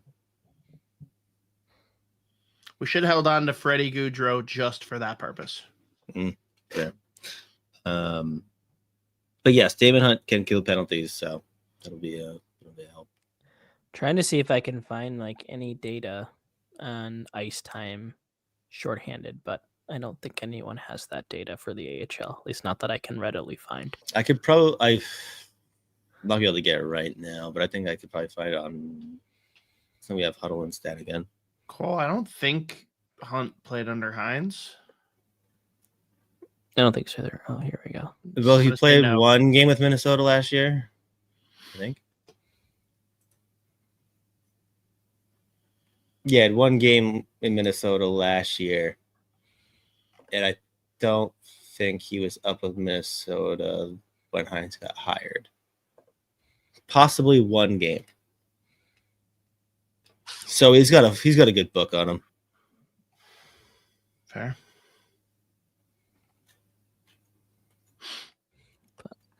Yeah, so I think that's like the one thing I'm watching from the blue line. Like, I'm really curious. Like, there's like Brodin is practicing, but he's not at full practice yet. I didn't see if they I think they had to submit like final rosters today. I don't know if they had to determine whether or not they had to put Brodin on IR for that or not. But I'm curious, like when he comes back, kind of what they decide to do. I think a lot of it's dependent on what we see, while he's out. Like if Middleton, Faber is struggling, or just William Spurgeon's not working, then obviously it's, you're probably maybe going back to the well with Middleton and Spurgeon or whatever it ends up being in the end. But yeah, I mean, I think like even something like Brodin and William could be interesting. Potentially there. Like I think that's two. I think they both. Is William a left shot? No, he's a right shot, right? No, he's left shot. He's left shot. Yeah, so like, do you put two lefties, one on their offside? Probably not, but we'll see. Like that's the one thing I'm watching, and yeah, these forward lines seem like that's what it's. Here you go. But... Last year, Daemon Hunt shorthanded time per game 2.5 minutes. Okay, so he played quite a bit in the AHL. Good, yeah. So, all right. Well, Z, we got two things to talk about here for Book of Mammoth. Oh, Brett. Yeah. Oh, there you go. Now you're back. Behind the mountain, sorry. Mm-hmm. Oh, I just changed it. Mateo already flipped it. Oh, well, whatever. But yeah, two things. First, just very funny that on the Jeff Merrick show, they were talking about the fact that Mammoth might not be a suitable name for the Utah Hockey Club because Mammoth Hockey exists. And they came in like being like, oh, this will be so cool. Like we can be friends and we can work together. And as Utah ignored them, they finally turned around and said, you know what? No, like now that I think about it, the Tuxes are kind of fucked up. So we're going to sue you.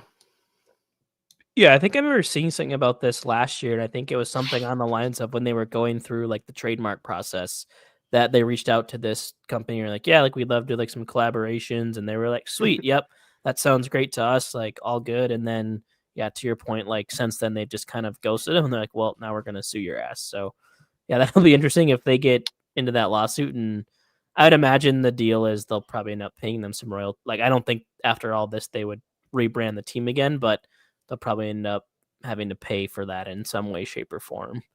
That'd be funny if they did, though. If they had to rebrand again. Imagine how many jerseys they already sold and now could sell new jerseys. It's actually brilliant if they plan this. Well, because they announced all the finalists. Like obviously, they voted to like potentially keep Hockey Club, and then I forget what like maybe the third one was. Hockey Club was the only other like acceptable one of that group. Like they had Outlaws, they had. They literally like every logo looked like literally Wow. when you create a franchise in NHL. I was like, this feels like you hired that guy. Like, yeah. Yep, those are the three. It was Mammoth, Outlaws, and Hockey Club. I was thinking Outlaws, but that's just the team I usually make in creative teams, so I wasn't sure if they rebrand to Yeti, get sued again. I think Yeti and Mammoth Hockey need to do a collaboration. Yeah, Yeti would be sweet. And they had their final six were Blizzard, Mammoth, Nope. Outlaws, Venom, and Yeti. Nope. All of that sucks. Except for Yeti. I would be so down with Yeti. No, Yeti's great, but Yes, again, that's get sued clearly again. not Yes. happening. Y- I still Utah understand how trademarks work. How can there Me be either. Panthers in multiple professional sports, but Right. you can't have Yeti tumbler mugs and the Yeti franchise? Like Yeah, we I got- don't. I mean, there's a lot that cross over. Giants, Panthers. Most things cross over. Like, I mean, Yeah. is it just like how big of a prick is the CEO or the owner of that company? Like, Pretty how annoying are they about it? Well, a lot of times what it comes down to, I think, too, is, I mean, I come from a marketing background. It's the SEO for sure. It's the SEO big time. Yeah, but SEO isn't going to matter in like 6 months because Google is going away with that, and it's all AI anyways. Yeah, that's The fair. Utah AIs. AI. You The Utah GPTs. now that's gonna be the rink. It's gonna be Chat GPT Arena. Oh God. Or I guess it'd be probably like Open AI arenas would it end up being or something. I think The that's Utah Oculus. Retractable roof. Yeah. I like But- this now. This is fun. Yeah. So But that'll yeah, be just a fun wrinkle in what's already been like a very weird naming process. And then Cooley turned down apparently a big boy Yeah. contract. What was the number that he turned down? Like 9. was it 9 or 9.5? It might be like 9.8 or some shit. I will pull it up. Whoops. Good for him.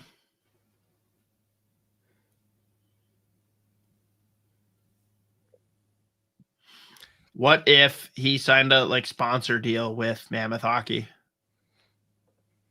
That'd be pretty fucking cool. Well, that And, did you guys see those jokes about the McDavid deal? Like, oh, is he planning to? It's like the whole like I don't know if you guys follow basketball, but like Kawhi Leonard, where they're accused of like taking.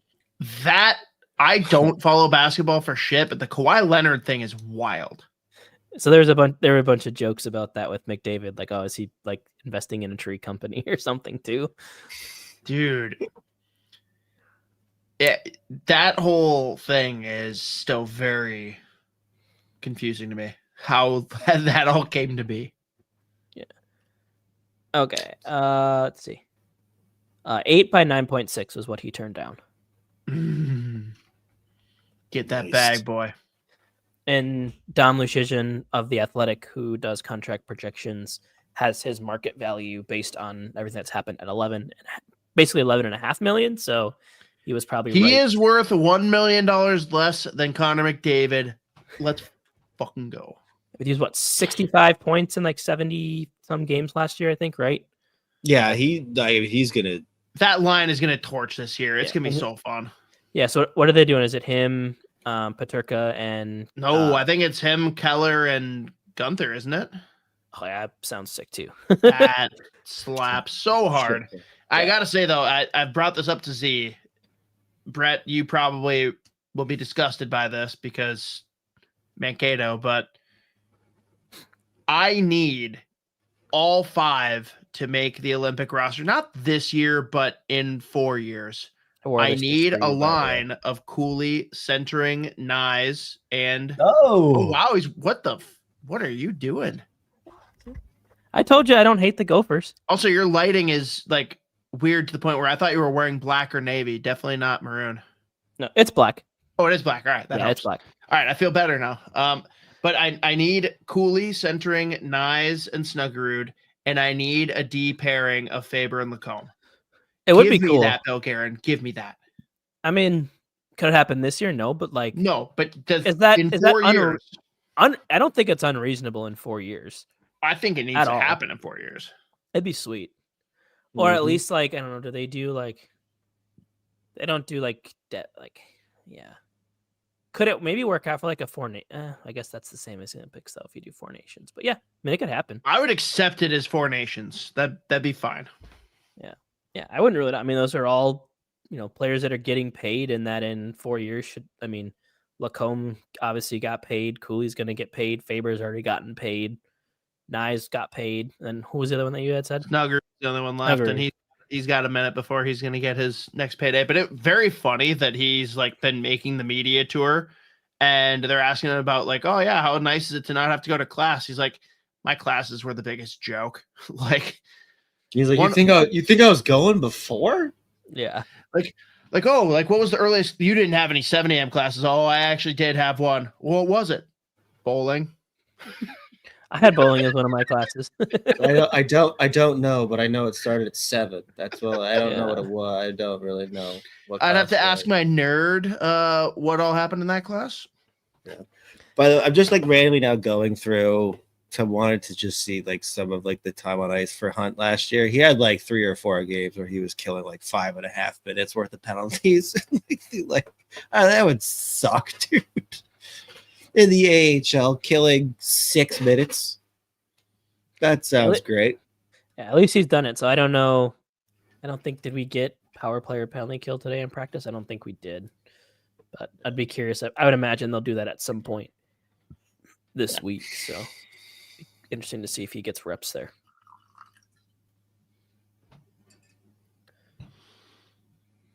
All right. I know you guys went through the Atlantic. We definitely at this point don't have to like thoroughly go through each division. Any like sticking points for either of you? Like maybe we just talk like either hot takes or hey, here's the things that I like firmly want to plant my flag in. Like what's the let's fix this again. How did we have it before? Bump, bump.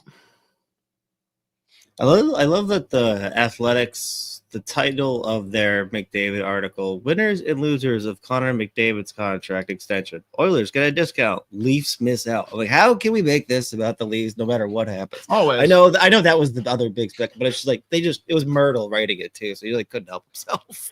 It just means you got to wait 3 years for him to go to Toronto. It's okay. But like,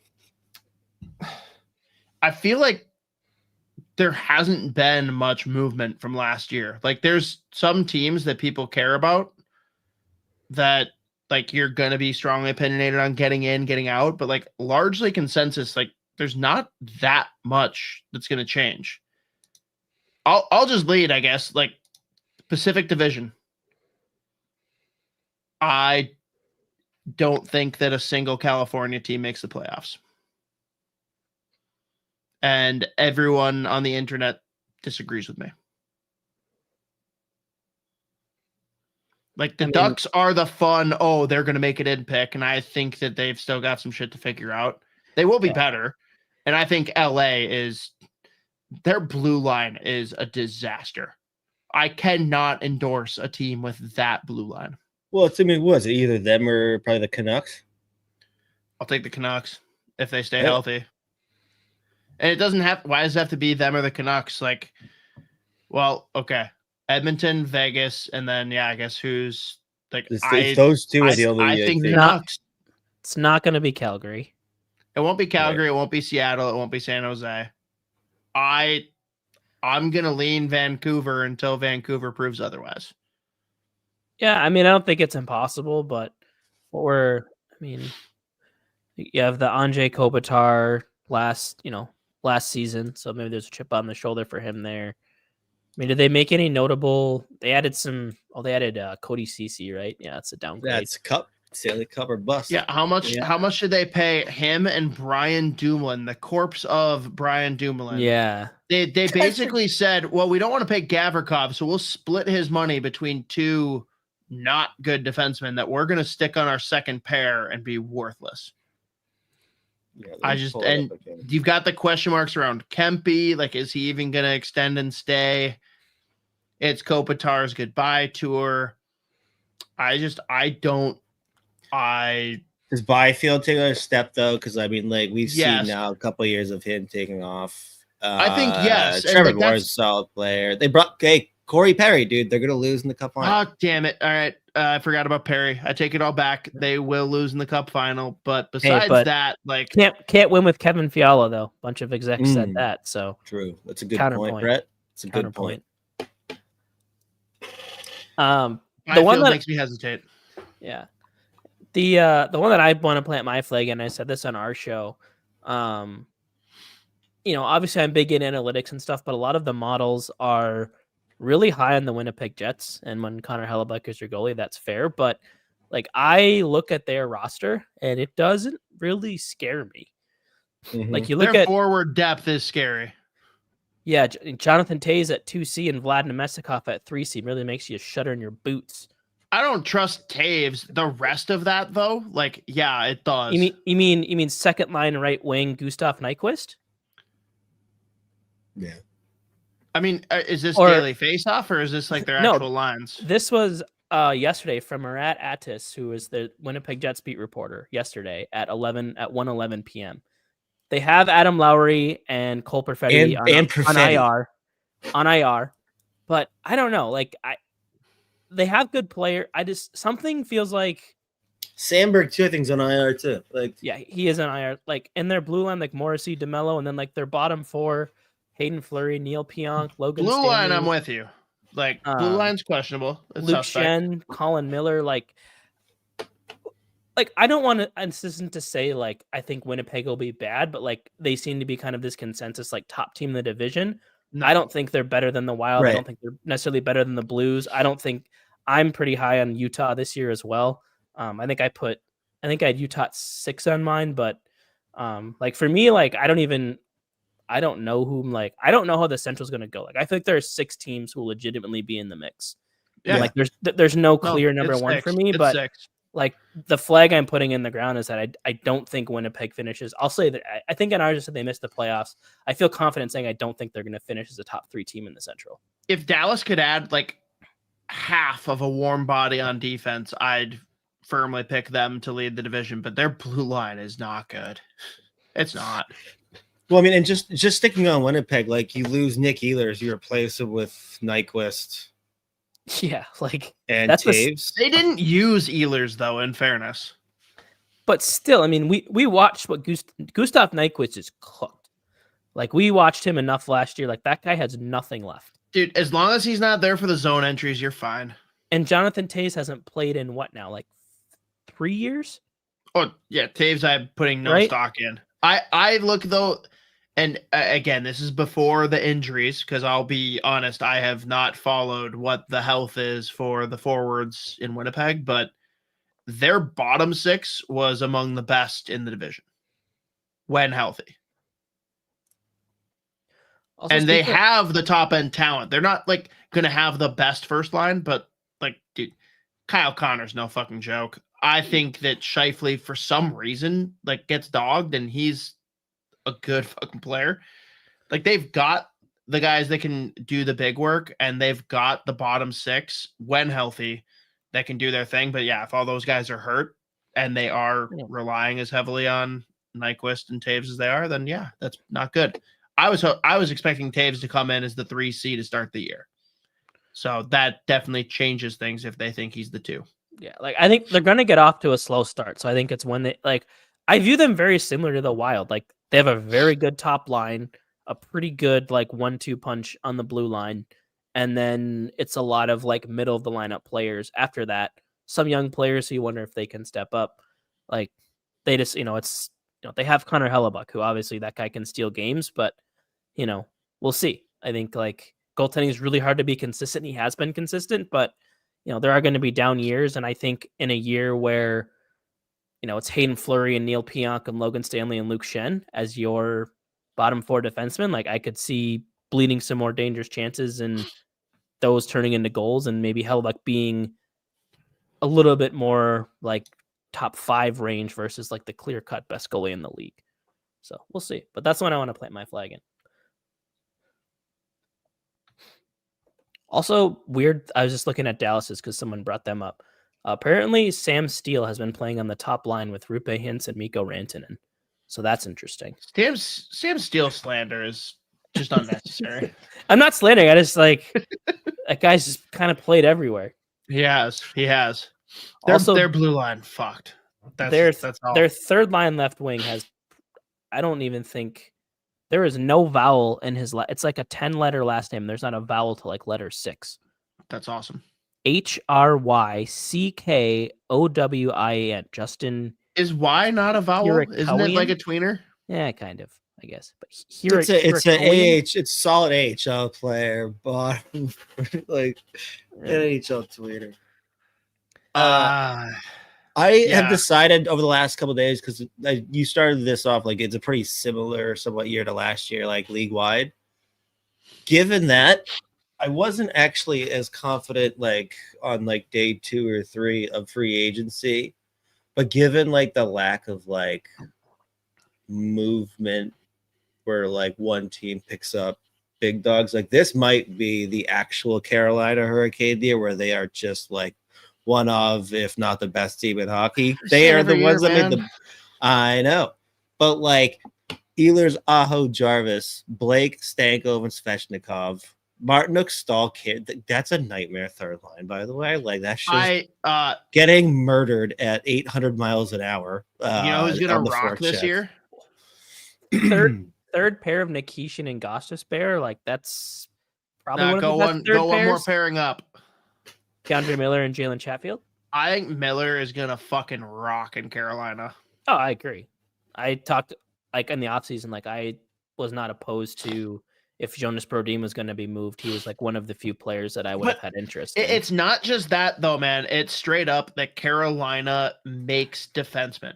They do. Look at all the guys that they've churned out and they go elsewhere and they just flutter out. Like Carolina has the perfect system and the perfect way that they play that these defensemen, like a guy like Keandre Miller, is going to thrive there. And really their only question mark is in net. And I'm higher on their goaltending than the general public. It doesn't mean that I believe in them, but I like I can't get off this drug that is the Carolina Hurricanes. I don't know. Yeah, I mean, good. They're so good. Well, Why to can't me, they it's do like it? every year, it's just like you can't play 82 games of Brent Noir hockey and then just like we're just gonna keep doing that in the playoffs. Yeah. And last year they were trying to do that with like Brent Burns on your back end, which like God love the guy for playing at such a high level until he was like Him in 800 years Colorado's old. weird. Yeah, I know, it's gonna be really weird to see. But I mean, I just think when you look at like the mobility and the pace they brought in with guys like Ehlers and Miller, I just think like that's just two more guys that are more suited to play that style of just like nonstop, like north-south hockey. And I just like I thought they bolstered their lineup with players that fit closer to what they want to do better than most of the teams in the league. Plus, I look at like you got Stankoven locked up too, Jackson Blake locked up. Like they locked up with the young guys. I like that a lot. Again, like you said, goaltending is always gonna be a question mark, but I like just looking at league wide. I just feel like, especially their division too, like I feel better about them than I do about most teams as far as like how much they improved compared to like the teams around them. So Carolina, I think, is just going to be a very, very, very solid team, and might be the year of the Hurricane. Do you guys think the Panthers are still a playoff team? Yeah. I think people that are saying they're not, like, they're not gonna come in and be like the top seed, but they're in. No Kachuk till December. Barkov out probably the entire year. So like, Yeah, is that their two best players? It's think in so? the I mean, I think- Reinhardt's the other one you probably right. Reinhardt definitely is gonna matter. Reinhardt Barkov and hurts way more. playoff Verhaeghe specifically. Yeah. But I just think that team gives enough shits and has the best coach, period. Like the amount of people before Maurice went to Florida that told me how dumb I was for saying that he's like a top 3 coach. That guy will get them there if Bobrovsky is even remotely decent. They're going to get there barely because everyone's going to give them their best game, but it's hard for me to believe unless there's more injuries or Bobrovsky completely falls off. It's hard for me to see them not getting in as at least a wild card. I mean, I think also in the Atlantic. The Atlantic is really weird this year. Everyone's taking weird steps. I think Tampa runs away with the Atlantic this year. There were Toronto. I think the Toronto and Tampa for me are the top 2, and then after them, there's a little gap. I think Toronto is better in Florida. I think Toronto's better come postseason, but I think they're gonna have their hurdles in the regular season, kind of figuring out their new identity post Mitchie boy. But they get in. Dakota Joshua and Max Domi on the same line could be pretty fun. That's fun. Mhm. Z, talk me out of the Bruins. Like no one is better at this than you. Like it's hard for me to not look at them and be like, this is a team that should be pushing for a playoff spot. I think in that division, they're gonna they can't be that much worse than they were last year, especially just because Swayman has to that guy couldn't have given less of a fuck about hockey last year, and it was like painfully obvious. And like he was being annoying about the contract thing the whole season. I was like, you're really fucking annoying the shit out of everyone right now. This sucks. But then Lindholm was out pretty much the whole year. McAvoy missed most of the year. Yeah, your top 2 defensemen who are both like arguably top 10, top 15 defensemen. The problem is you've got, I think like the back end should, I mean, again, they should just keep more pucks out of the net. Unfortunately, though, it's David Pastrnak. You've got David Pastrnak and then like 11 guys that are third and fourth liners. Like it's just the way it is. Hey, Casey Sorry, Middlestead, David. Second-ish. Nope, David Pastrnak and Marat Huzadinov, and then 10 guys. Who looks like he's going to make the team out of camp. He's slotted in as their 4th line left. Yeah, he'll be at the bottom 6. So Tanner Janot, what 5 years. One of the worst. Is that the worst trade in recent history? No, big one. I understand it though. At the time, I do. But it was because it was a first, second, third. Was it a first, second, third, fourth, fifth? Yeah, for him, I think. Right. It was a lot. It's crazy. It's like look at all the hits. I remember seeing the fucking like the trade on Twitter. It's like the tweet keeps going. That's like I'm like this is a prank.